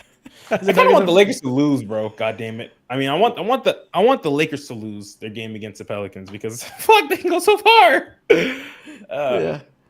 Listen, it's not going to be Nuggets in 4 again. I think a big difference from last year's Lakers team is LeBron James is fully healthy and looks a lot better physically, a lot better driving to the rim consistently, can do more with the ball in his hands. I think they have a better chance of giving the Nuggets some trouble, but some trouble looks like maybe they win 1 or 2 games instead of 0. I'm still going Nuggets in 6 at the very least. Give me the Nuggets in 5. Yeah, that's also realistic. Yeah, Nuggets in 5 for sure. 5 or 6. It's not going 7 at all. Yeah, the only way it would go 6, worst case scenario 7, is if Jamal Murray got hurt or just wasn't looking like himself. But since he's been back from injury, he's fully looked like the normal peak Jamal Murray that we're used to. And things are looking scary for the Lakers, bro. They might get either swept again or they're gonna get like outed in 5 games, and I'm leaning towards outed in 5 games, just out of respect for my glorious King Sunshine James. I find it hard to believe they get their ass whooped like that again, just because I think the LeBron James being healthy factor is a big thing we forget about when we talk about last year's series. He was looking old as fuck. It looked like he was cooked because that foot injury was holding him back so much. That man could not run fast. We saw it in the last game, in Game 4. He ran as fast as he could for the first half. Second half, he was cooked. He couldn't do anything. He scored like 35 in the first half, ended the game with 40 because he was exhausted. And that's a big difference. I think the fact that they were able to make the conference finals with him being that hampered is like insane. And I think now we're going to see them look a lot different. Again, don't think it makes them win, but I find it hard to believe they get swept or even lose in 5. Rui Hachimura, it is on you to shoot 55% from 3 against the Denver Nuggets. It's on you to be the Nikola Jokic stopper, right? Yeah. This series lives and dies with how good Rui Hachimura plays, and I don't want to be in that situation if I'm the Lakers. And Rui Hachimura, please save us. Rui Hachimura, please save us. Yes. Please save us, Rui. That's what you're doing right now, bro. D'Lo, if you're gonna get shots up, do it in the practice gym. Don't do it on the floor. You're gonna get clowned this year if you do it again. A lot of things went right for the Lakers last year. Like Rui really turned up. Austin Reeves, he really turned up as well. I think for the Rui part is like the number one thing for me, just because I think he really expanded their offense. They've been able to get there offensively in the second half of the year, which is interesting. And I forget the word, but like it means like it's a good sign. The word promising. Is evading me. Thank you. Yeah, it's promising. But you look at how the Nuggets operate down the stretch of games, and that 2-man action with Murray Jokic, it's unstoppable. And Anthony Davis is obviously a good option to try and defend Jokic, but he still gets cooked too. So like everybody gets cooked. So I can't pick the Lakers in the series against Denver. In 3 games this season, Nikola Jokic is averaging 29.3 points, 12.0 rebounds, 9.0 assists against the Lakers. And in those games, he shot 54%, 45%, and 64% from the field. There's no stopping this man. Nobody is stopping him in the Western Conference. Spoiler alert now, none of these motherfuckers are beating him. Yeah. What else can I say, bro? Y'all hit it on the head. R.I.P. Again, I don't think it'll be a sweep. It won't be as bad as last year, but even a substantial improvement is still losing in 6 games. Tough sledding out here when you're playing in Nikola Jokic's prime. Tough. Exactly. On to the Eastern Conference. I see a lot of people spamming that come into the chat late. They said, have y'all done the East? No, we haven't. And now we're going to do the East. Well, let's start with the 1-8 real quick. Who we have? We had the Heat in the 8th seed. The Heat versus the Celtics. Yeah. This is like matchup number 62 in the last 5 years, it seems like. Do we see this going differently as last year? Do we see the Heat having another Cinderella run? Are the Celtics on the way to a rampage into the finals? You tell me. I think the Celtics come out motivated. And they have fire in their fucking eyes from getting not embarrassed last year because embarrassed. But embarrassed. Okay, there you go. I was being nice, but they got embarrassed. Lost 2 8 or whatever. And yeah, I want to lean towards the Celtics way. This is a different team because they just added 2 more X factor lethal options than Kristaps Porzingis. What he does to their offense in terms of just like spacing makes them at times feel undefendable because there's always like a counter to a counter, and they're just so versatile. There's a myriad of ways to get a bucket one way or another. Jason Tatum's gonna do Jason Tatum things. Jrue Holiday's there, who's gonna be able to. He's just an extra body to throw on Jimmy Butler. Although, like I'm not saying he's gonna stop him, but it's an extra body that's useful. So I want to lean their way. I'm going with the Celtics. Yeah, I'm also going with the Celtics. I think the same thing happens. I think like last year they came out and somehow they were down 3-0. They will be up 3-0 on the Miami Heat this year if they play them in the first round. That's my prediction. I agree. Obviously, I'm picking the fucking Celtics to win the series. But doesn't it make you at least a little bit scared, like knowing what could happen, what we've seen in the past? Like, we didn't pick the Heat last season in the series at all, right? Like, you said somehow they're down 3-0. Yeah. Wasn't expected. It's not expected this year. Is there just like a little bit in you that's like, listen, they're going to make them be a 3-point shooting team. They always make them fall into their worst habits. The Heat always turn up 3-point shooting wise, and it's like, any given night, it just depends on whose threes are falling more when these 2 teams play. They could go cold. I don't know. Like, Is there a little bit in you that's like maybe something crazy will happen? No. Because of the roster additions, like 2%. Yeah. But then I look at the roster additions of the Celtics, and I'm like, there's just no way in hell like this is possible, bro. There's just zero chance. Maybe they make Jrue take like 7 threes and he clanks all them bitches. Like maybe they make him be the guy that beats you. It's not. It's not happening. It's not happening. The Celtics are way too good. Exactly. Especially because like last year, like, though. but like Facts, but last year when you're playing them, and granted, we've seen Jrue Holiday look a little, suspect in the playoffs, but you had minutes being taken up by Marcus Smart and Grant Williams, and now those minutes are being taken up by Derek White, Jrue Holiday, and Kristaps Porzingis.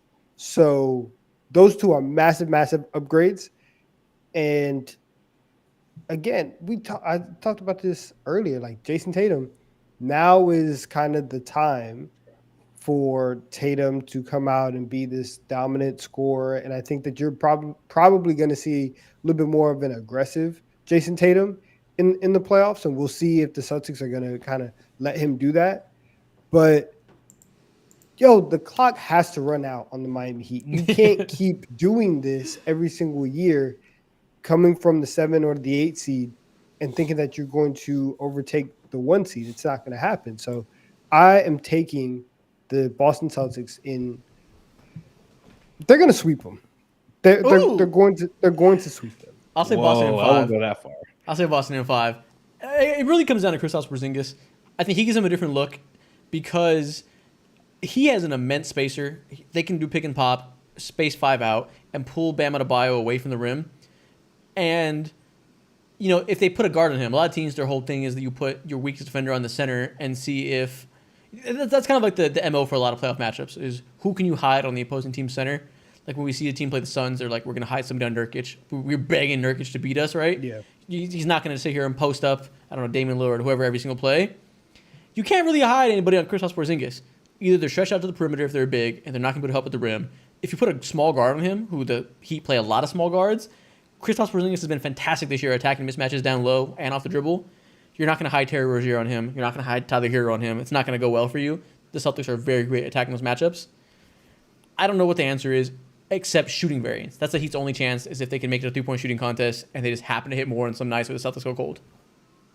Yeah, exactly. I think you hit it on the head, Isaac. The difference is going to be someone like Kristaps. You could easily hide Bam Adebayo on guys like, I don't know, previously last year they had Marcus Smart closing out a lot of time, and Marcus Smart's a hell of a different shooter compared to someone like, of course, Kristaps Porzingis. And the threats are just there.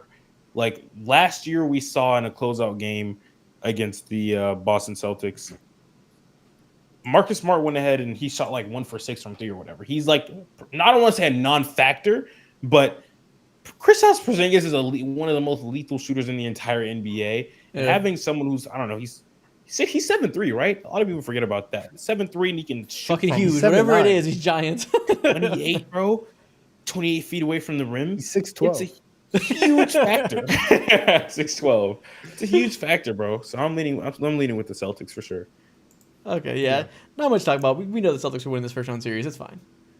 Pain. Next up, listen, the series the Cavaliers wanted. The 4 seed versus the 5 seed. Cavaliers versus Magic. Whose season is ending in disappointment? Chat, spam it up. Who's winning the series? I want to see it in the chat. If you're an Orlando Magic fan, you can't be that disappointed with it regardless of what happens. But I might lead the Orlando Magic. They might win this bitch. Yeah, play the song. Play the song. The Orlando Magic are going to the second round of the playoffs. Orlando Magic. They're going. Oh. They're going to do it. We're going to see lineups like last year. We thought that the Cavs had a chance against the Knicks because of their defense. I feel like this series is going to be disgusting. It's gonna be. You're gonna see a couple games in the 80s, and I think that the Magic they're gonna be able to have like 5-6 minute stretches where they're gonna shut down everything for Cleveland. Like Jared Allen's not gonna do anything. Donovan Mitchell is gonna have cold stretches. Darius Garland isn't gonna be able to get comfortable. Like Cleveland is going to have moments where they are relying on Max Strus and his movement to knock down threes. They're gonna be like, Georges Niang, please save us. Please make a shot. Because the Magic they're locking them up. They are that defense that they have. Oh, it's scary. They're both locking each scary. other. It's gonna, like you said, it's gonna be an ugly ass series. I think Evan Mobley. I have faith that Evan Mobley can do a decent job against Paolo Banchero. Paolo Banchero's biggest threat is his off the dribble shot. He has a handle and a lot of speed for his size that he uses to change speeds and get to a mid range jumper because teams sell out so hard to stop him from getting to the rim. That's a bad habit of his. I think he needs to attack the rim more often. He's low key in like 23-year-old Jason Tatum territory when it comes to that. He needs to realize he's gigantic and 6'10" and can attack the rim. He's gonna take a lot of jumpers, and I think Mobley has the speed and length to really make those shots hard for him. So I can see Paolo shooting tour dates, which he has to. He has to be a volume shooter. Franz is a big X factor here. Who are they going to put on him? Max Strus, big size disadvantage there. Big Isaac Okoro minutes as possible. Then you have to bench one of the bigs or Max Strus, who's really important for your spacing. Are you going to close with Darius Garland on the bench? I guess that's possible given his lack of consistency as of late. But then don't got a lot of firepower with Donovan Mitchell and then a bunch of wings that aren't great shooters. Just him alone. Like you're really putting a lot of pressure on his shoulders with Jalen Suggs breathing down his fucking neck the whole time. What's the biggest advantage they have here? D. Mitch is being the best player on the court. Yeah, and that might be all it takes because D. Mitch has consistently been, depending on the year, he's viewed as like a playoff riser. He's had his years like last year, where just like, meh, yikes, we could really delete this off of the tape.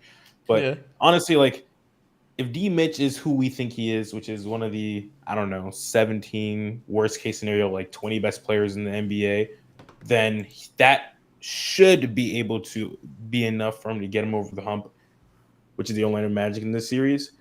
But damn, bro, like you said, this is going to be so in the mud because obviously both of these teams have great defenses, but on top of that, both of these teams are going to be like guarding themselves because of how wonky the space is going to be for Jared Allen, Evan Mobley's of the world, and it's just about like who can overcome it the most.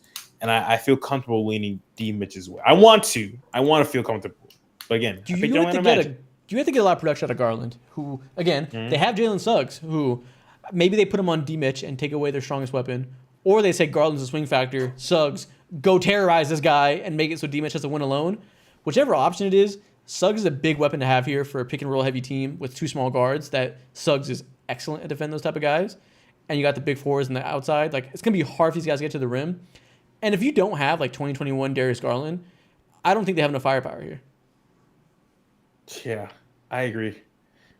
D. Mitch has to be on one first and foremost. He has to be on one, and as we know, like over the course of the end of the season, he hasn't been great necessarily coming off of injuries. So if he's not, then I'm leaning Orlando Magic, and I'm predicting that he's not. Yeah. What happens when Orlando, like Jalen Suggs is doing his thing, and Orlando's just like, all right, John Isaac, come in, do your thing. Exactly. Like what do you do? What if you are Cleveland and if you like your starting lineup has Mobley and Allen, and let's say you're running that towards the game, what do you do when Orlando looks at you and says, okay, we're gonna have Suggs and Jonathan Isaac on the floor at the same time? Bro, every half they can come out here and be like, everything's chill, we're going back and forth, exchanging buckets, both teams are getting to where they want to be on the court, your sweet spots, my sweet spots, it's a rock fight. Here's 7 unadulterated minutes of Jonathan motherfucking Isaac terrorizing everything. Like, those small stretches are going to throw such a wrench. That, like, you're right. Like, what do they do? What's the counter? What do you do when he goes on the court other than be like, fuck, I guess I better grab a lot of rebounds? Yeah, exactly. Y'all say that as if, like, Jonathan Isaac is like a 7-8 foot dragon, bro. Just he is. Do you realize he is like prime Giannis defensively right now? He doesn't play enough minutes to get the full recognition. It's like you add a 2019 Giannis Antetokounmpo defensively onto the court for 7 minutes at a time. I mean, that changes a lot. Bro, he was making Dame look so bad in their game. Like, if you are the Cavs and you see like Suggs and Isaac in at the same time, you're gonna have to change up your lineup to try and get more spacing, more shooting to, potentially like exploit that. But then on the opposite side, okay, now Paolo can go to work. Now Franz can go to work. Now you're giving up that defense that is supposed to be one of the strengths of your team. I just think that their counters are going to put them in bad positions if Orlando gets rolling defensively. And the best way for Cleveland to win this is obviously for D. Mitch to go crazy. But I'm anticipating both teams to be very strong defensively. And if that's the case, I think Orlando's defense is going to be better and they're going to win this series. It can go 7. I'm going to say Orlando in 6. Yeah, I was thinking 7 too, but I think I've talked myself into it. Orlando in 6 was good. Yeah. Wow. I'm going to go Orlando in 7. Yeah, honestly, a D Mitch renaissance and just masterclass changes everything. That can be the swing factor. Exactly. If we see bubble D Mitch come out, then everything changes real fast. And like that's the type of playoff stuff you can never really expect because who knows who's going to turn up. If it's him, that changes everything. What'd you say? Yeah, but I say he might be checked out already. Everything that we hear about him say he's fully about the team. He's not as buying into it as the media wants him to. You want to do bubble? Cancun? Bubble D Mitch. Hey, we might see him there. Exactly. Oh yeah, we're gonna be there. We're going to Cancun. That's hilarious. Are we gonna do a show from there? Are we gonna make that into a work trip? Maybe offline. Offline. Offline. Okay, next series, y'all. Listen, I know y'all are probably bored to hell. That's the worst series of the start of the first round. Let's get to an interesting one that I'm sure the chat will have takes on. Chat, who is winning Bucks versus Pacers? Spam it up. Let me know who you think are going to win. What do you guys think? This is a fun one. Let's say Giannis misses the first game. Giannis misses one game. Use that in your head as a baseline. How do we feel? The last time we saw Giannis miss like the first game of the playoff series, they got upset. They got smacked. Yeah, but they're also playing the Voodoo Black Magic Heat. They're not walking through those doors. You know, it's a little different. You're right, but you got Doc Rivers on your team, and that's like Voodoo Black Magic alone. You know, like something, whatever way you think, whatever positive theory you have, something wrong will always find its way to happen, bro. Something wrong will always happen. So you're going with who, Mo? I have to go with Giannis. I want to go with Giannis. Maybe in 6 or 7. This is going to be a 7-game series, I think. Honestly, I think it will go 7, and I think that the new point guard of the NBA, the new face of point guard in the NBA, Tyrese Halliburton, I think he's going to come out on top. He's playing better as of late. Tyrese Halliburton's shot is starting to fall. I'm taking the Pacers in this series. I'm going to take them in 7. Pacers in 7. I do not believe in the Milwaukee Bucks. I have not been able to get on the bandwagon. If Giannis misses game 1, I think Indiana is going to be able to get there. Their defense, right, is also much better than the beginning of the season and everything that like we think the Indiana Pacers are, where it's just this team that scores 140 and they give up 145. Like they've been better defensively, especially since Siakam has been there. I think that they can be competent enough 4 times to get a win. You know what's funny? What? In the last 17 games, the Pacers have the 17th defense. The Bucks have the 18th. They're both just cool. They're all right defensively. It's like, they're both exactly the same. Yeah, it's like we could probably be a little bit better, but like this will do for right now. Yeah. And I don't know, man. I'm taking Indiana. In those 15 games, Indiana's second in offense, and the Bucks are 17th in offense. The Bucks are 17th in offense and 18th in defense in the last 15 games. That is not exactly inspiring. We know they can turn it up, and in the playoffs, everything changes. Things are very different from a regular season, but that's not exactly good momentum, you know? Yeah, they're doing exactly what the Clippers are doing on the other side. They're falling apart at the wrong time, and we're like, yeah, man, like listen, Luka's gonna go in there, he's gonna do it, and like obviously different circumstances, different players. We know that Giannis is one of those guys in the league, but the fact that Tyrese Halliburton is starting to return to what he was, that's very, very promising for me. And that means a lot because in the middle of the season, I was very, very high on Halliburton and the potential of what they could do, especially after they got Siakam. But I think they can get him. Yeah. Someone in the chat just said that someone in the chat said that Isaac and Don made a bet on the Pacers would beat the Bucks in a playoff series a while back. Did we bet on that? I guess you would have said the Bucks lost. I said the Bucks would win. Yeah. Fucking I don't even remember. I don't even remember. It was on a BR stream. How the fuck does the person know then? No way. It couldn't have been. I don't know. I think it might have been. All right. Regardless, are y'all gonna stand on that bet or what? Because I want to watch this shit right here. I don't want to say I want. Okay, listen. In the chat, because I honestly forgot the terms of that bet too. So what did I say that I was gonna do? Like, what were the stakes? I don't even know. Because I might have just been talking. You do a lot of that. Depending on what I say, I'm gonna use that as an out. That's hilarious. But do we really think that Giannis Antetokounmpo is gonna lose to the fucking Pacers? With the way the Pacers, this is a different Pacers team. We haven't talked about how things would look on court wise because the Pacers are, of course, a different team offensively and defensively with Pascal Siakam in there. They're still like, same identity still lies, but it's different because Buddy Hield is no longer there, and you replace that with Pascal Siakam, who's not as much of a shooter, but he can do a hell of a lot of other things. I don't know. Like, even matchup wise, I don't know how this will come out and unfold. Yeah. So at the end of the day, we talk a lot about different matchups, who has what advantage and where, and whose offense can match up with whose defense and whatnot. But like, end of the day, very often the team with the best player wins. And like we saw the Bucks lose last year when Giannis was hampered a little bit, missed a couple games because Jimmy was playing the best player. He was averaging like 37 points per game on a ridiculous efficiency for that series. Don't see Tyrese Halliburton doing anything of that sort, given how he's been the second half of the season. He's playing better efficiency-wise. Still averaging a cool 19 points per game over the last 15 games. Not exactly the 27 point per game heater he started the season off with. You're going to need to have somebody really step up because Giannis is not going to step down. He's going to do Giannis things and be incredible. They have no answers for him. He dropped 63 against the team, didn't he? This team has zero bodies that can compete with him. Pascal Siakam was great. Not exactly a Giannis stopper. Miles Turner, we all know, has absolutely nothing for him physically. That's a lot to overcome in a 7-game sample size when you have to deal with that every single night when him averaging a cool 33 points a game on elite efficiency.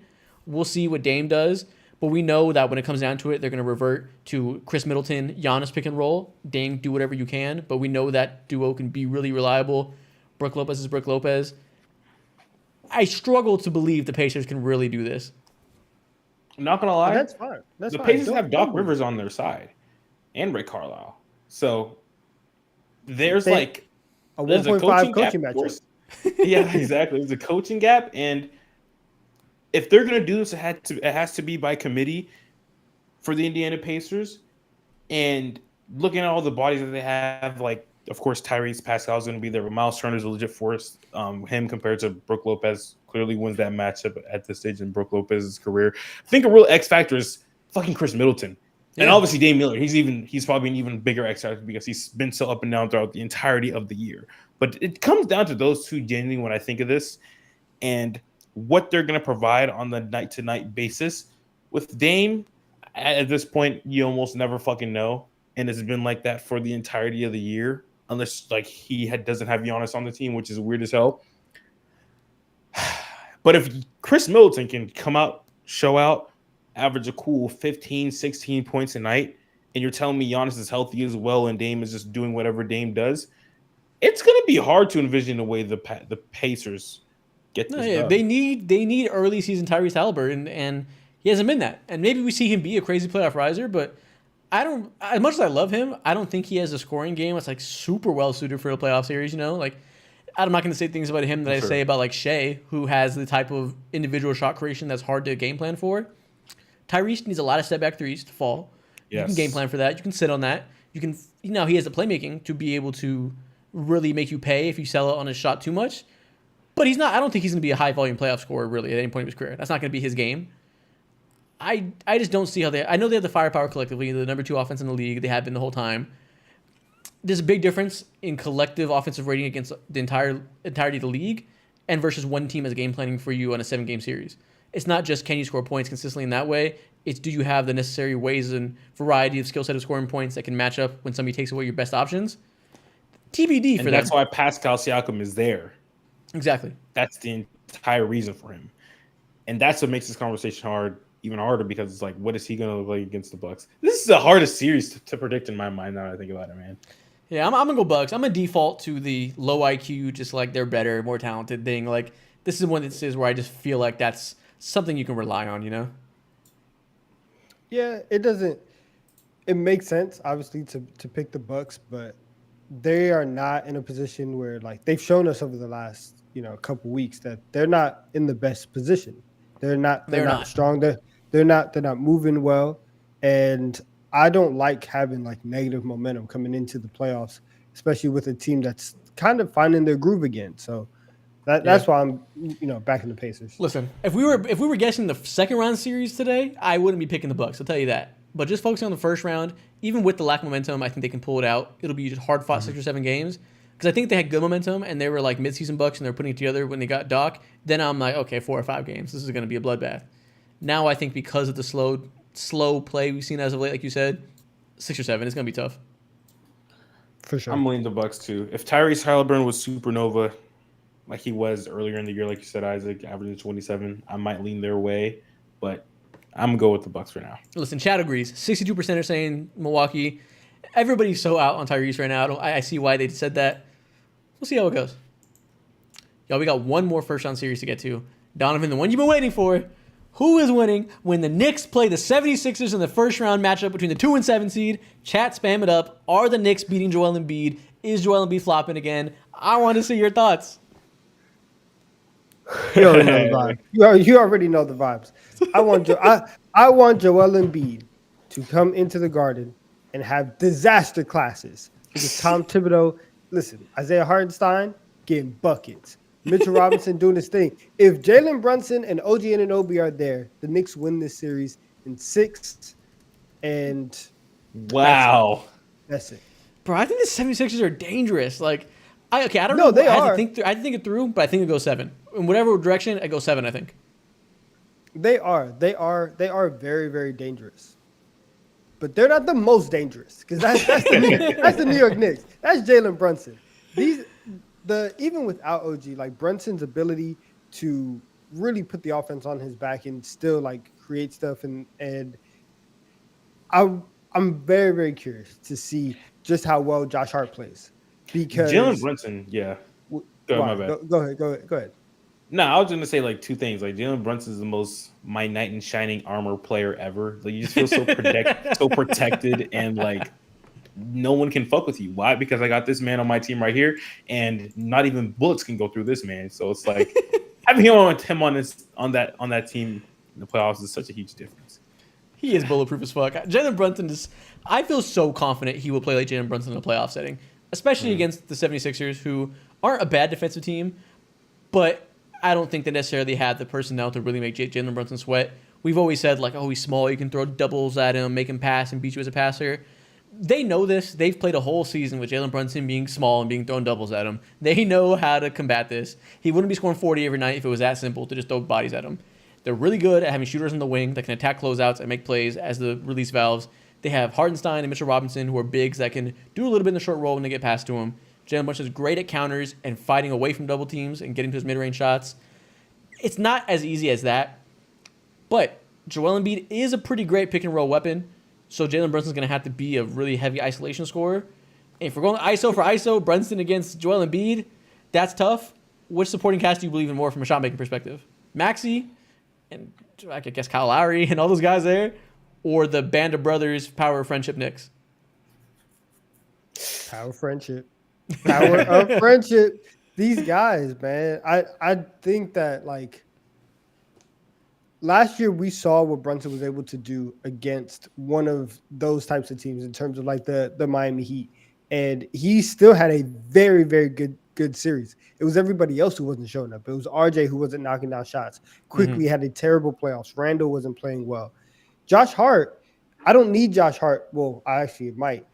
I might need Josh Hart to score 15 or 16, but that's okay. Dante has been lighting it up from 3 this entire year. And again, if OG, we've seen the shift between the Knicks when OG's there and when OG's not there. And if he's there, and if you are able to deploy him on the wing as just this defensive monster to take away everybody, he can disrupt a lot of what Philly does offensively. I think New York with home court advantage, like those first 2 games in the Garden is going to be something crazy, and it's going to be very, very. It's going to be a tough environment for the Sixers to come in and win. I have to take the New York Knicks in this series. It's not shocking to me the more that you talk through it, but I still feel pretty confident in Joel Embiid and just how he matches up against the Knicks in terms of just like his ability to elevate others around him just because of his presence and all the focus on being on him. And at that point in time, like we said earlier, it just depends on how the other role players like Kelly Oubre, Nick Batum, Tyrese Maxey, and all those guys decide to elevate. But I want to go with Philly. This is the year Joel Embiid makes a run. I'm sticking to it. This is the first series today that I don't know what my thoughts are. Like usually I can have an opinion even if I'm not super confident about it. I don't feel comfortable picking either of these teams. I don't know. If I were to give you a choice, I would just be talking my ass and picking one. I feel so unbelievably 50-50 that like I'm gonna flip a fucking coin at this rate. Like they are so evenly matched. I think I don't know who to pick at all. You should pick the 2 seed that has heart. You home should court advantage, and a guy who is in like peak condition. Like I know Joel has played 8 games and it's been great, and it's probably gonna be okay in the first round because the games aren't like back to back like that. But playoff games are different, and I want to see Joel play a full series. I don't think he's gonna get hurt, but I do wonder what it's gonna be like going up against a very, very tough team like the Knicks. Counterpoint. 31-8 with Joel Embiid. Yes, the Knicks are the 2 seed. Yes, they're playing great. They're healthy. The 76ers would be in that same mix if he didn't get hurt, and now he's back looking completely fine. It's not a normal 2-7. Like, it's extremely difficult. You're basically seeing two seed level teams playing each other. You're right. It's not a normal 2-7, right? It's not. They're not a normal 2 seed. They're one of the most dangerous 2 seeds to ever come in the NBA. This team can mess up everything in the Eastern Conference. You have a 64 team. I don't care. They can go into Boston. They can beat them the same way. Listen, everybody's talking about the power of friendship for the Heat. We should be scared. It's been transferred to the New York Knicks. They literally have friends. They have college roommates, lifelong bonds. They will put those 3 on brochures for Villanova for years to come. This is the year. And don't wait. Listen, in the offseason, when Mikal Bridges comes, it's a championship next year. So all that sounds nice. All that sounds great. All that sounds like any Knicks fan's dream and fantasy. But a demon named Nick Nurse is going to walk into those doors and give you guys real nightmares, I believe. Joel Embiid, since he's been back, is averaging 30, 10, and 5, bro. And he's been the normal Joel Embiid, like you said, Isaac. And at this point in time, I just don't see a world in where the Knicks have enough bodies, especially, to keep up with him.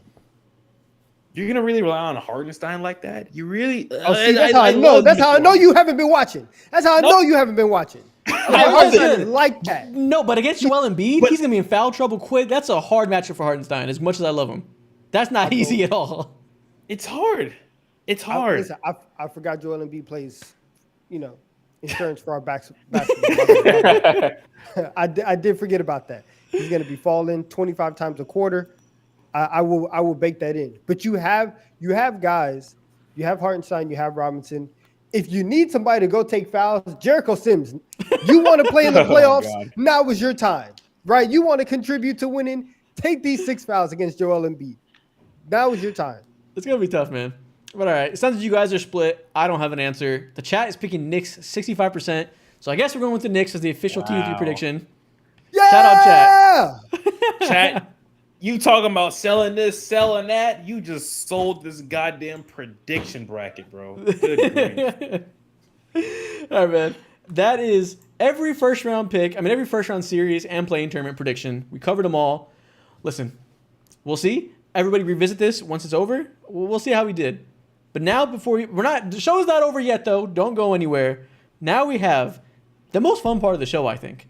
Donovan's debate of the day. Every episode, every stream, Donovan comes with one debate topic, and we go at it talking about it. Surely he'll be coming some more bullshit. Last time it was about cereal. We'll see what you got this time. But before that, let me read the donations real quick. Oh, yeah, Shout out to Easy Money Trace for donating $10 just now. Appreciate you. Shout out to Jack Clip for donating $1 and Jesse Minima for donating $15. We appreciate all y'all. And Matthew for donating $10.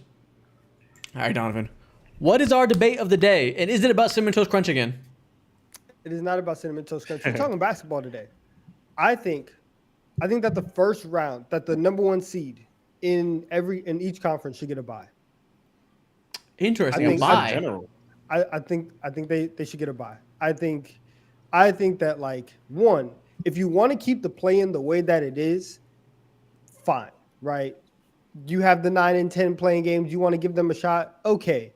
But I think that now that you have the top 6, there should be even more of an incentive for the top team to do that. To, like, go ahead, get the 1 seed, have time off, let all the other bums in the play-in, right, be okay, because you expanded the field, but there should really be a reward, because like you're seeing with the Knicks and even with the Thunder, like the Thunder are gonna have one of the best regular seasons in the league, and their reward might be LeBron James and Anthony Davis in the first round because of the play. What does a bracket look like if the first seed? Don't the 1 and 2 seed have to have a bye for it to make sense? 2 have to expand it. Do you expand it to a 10-team playoff? Well, it's kind of already there. I don't know how it would work necessarily. I think you would just have a play-in for the 7 seed. So playing for the 7 seed. Okay, so what does it look like? Because there's no 8 seed. Listen, it's not 100% built out, but yeah, no, it is. Someone said L math. I think so. I think it's L math. I don't care. I don't care if it's L math. But yeah, so there would not be an 8 seed, but you would still have a play-in for the 7 seed. I'll take. You'd rather remove the 8 seed so the first round can get a bye and have a smaller playoffs. I do not think we're in the era. 20 teams out of 30 are eligible to make the playoffs as currently constructed. 66% of the league. That's too eligible much. to make it. That's such a generous way to say it. Yes. 16 teams make it like 16 teams always have. And I think in the era we're seeing the most talent in the NBA. The league. We've seen the most talent we've ever seen in the NBA right now. And your answer is to make less of them have a chance to win it all.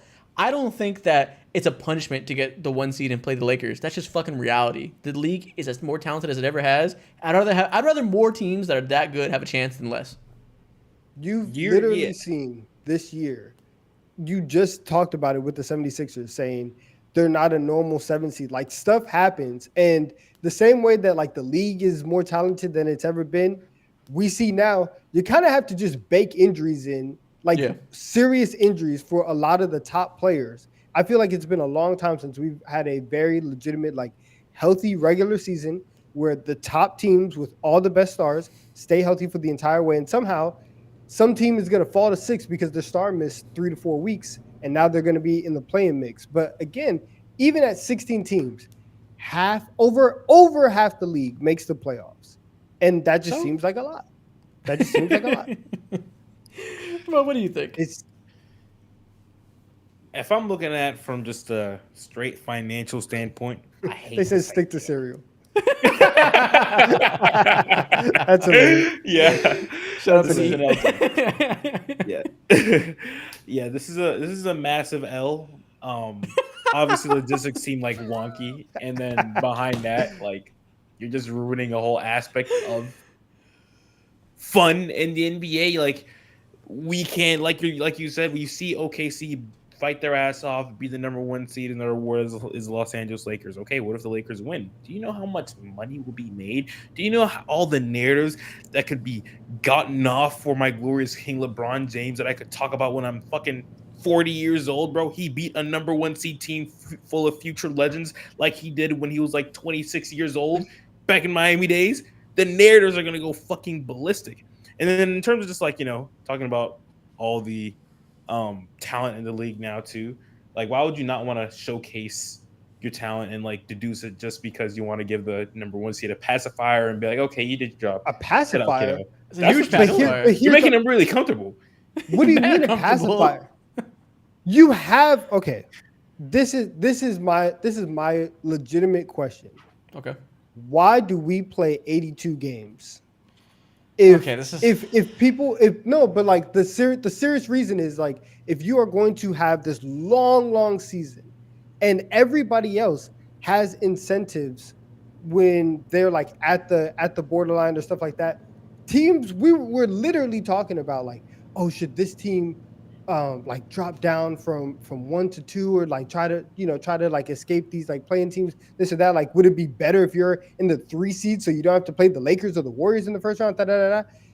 I think that if you have this very long season, there should be a reward at the top because you do get home court advantage throughout, but you still are at the same, like from round to round, you are at the same quote unquote advantage as everybody else after you just prove that you're better than every team in your conference. Yeah, and like you said, home court's the advantage and playing the weakest team. Like, not every year are we going to... This is the most stacked Western Conference you've ever seen. This is the first time in NBA history we have 10 teams in the Western Conference be over 10 games or be over 500. That's never happened before. This is not a regular year. There's going to be plenty of years where the Bucks play the motherfucking Orlando Magic in the first round and sweep them like we've seen in previous years. This isn't going to be how it is all the time. And I understand once you should get an advantage, and I think they do. I think home court advantage and playing the weakest team in the playoffs is perfectly fine. I don't think you need to... It doesn't... The regular season isn't justified anymore because the 1 seed gets this much easier of a path. I think having straight up no first round series goes from it them being on better footing to it just being a ridiculous over the top advantage. Like, NFL does that, good for them. I don't think that makes them any better, you know? NFL does that, and the MLB does that. The only other league that doesn't do that is like the NHL. But like if you are doing this, I do think that it helps put like the 1 seed and in just that much more like valuable. And I do obviously it does. It definitely does. And also don't act like when the play-in came in. And everybody was like, oh, no, like these people are going to get the 8 seed. Like, don't act like you were out here fighting and be like, oh, no, the 8 seed is so valuable. You're like, yo, they're going to get clapped anyways. Anytime that we go in and see people get the 8 seed, the assumption is that they're going to get clapped anyways. And so why take that away? Why is it a big deal to make them not get a chance then? Like, if they should get clapped, they should get clapped. It's not a huge disadvantage for the 1 seed. Because again, it's the same scenario as it's 2 things. One, you can have a situation where the 76ers now are the 8 seed when that is not indicative of how they actually are because Joel Embiid missed 2-3 months of the season. And then 2, just like I think in the play-in, you play 82 games and you are X amount of games behind the 7 or 8 seed, you should not have an opportunity to compete for the playoffs at all.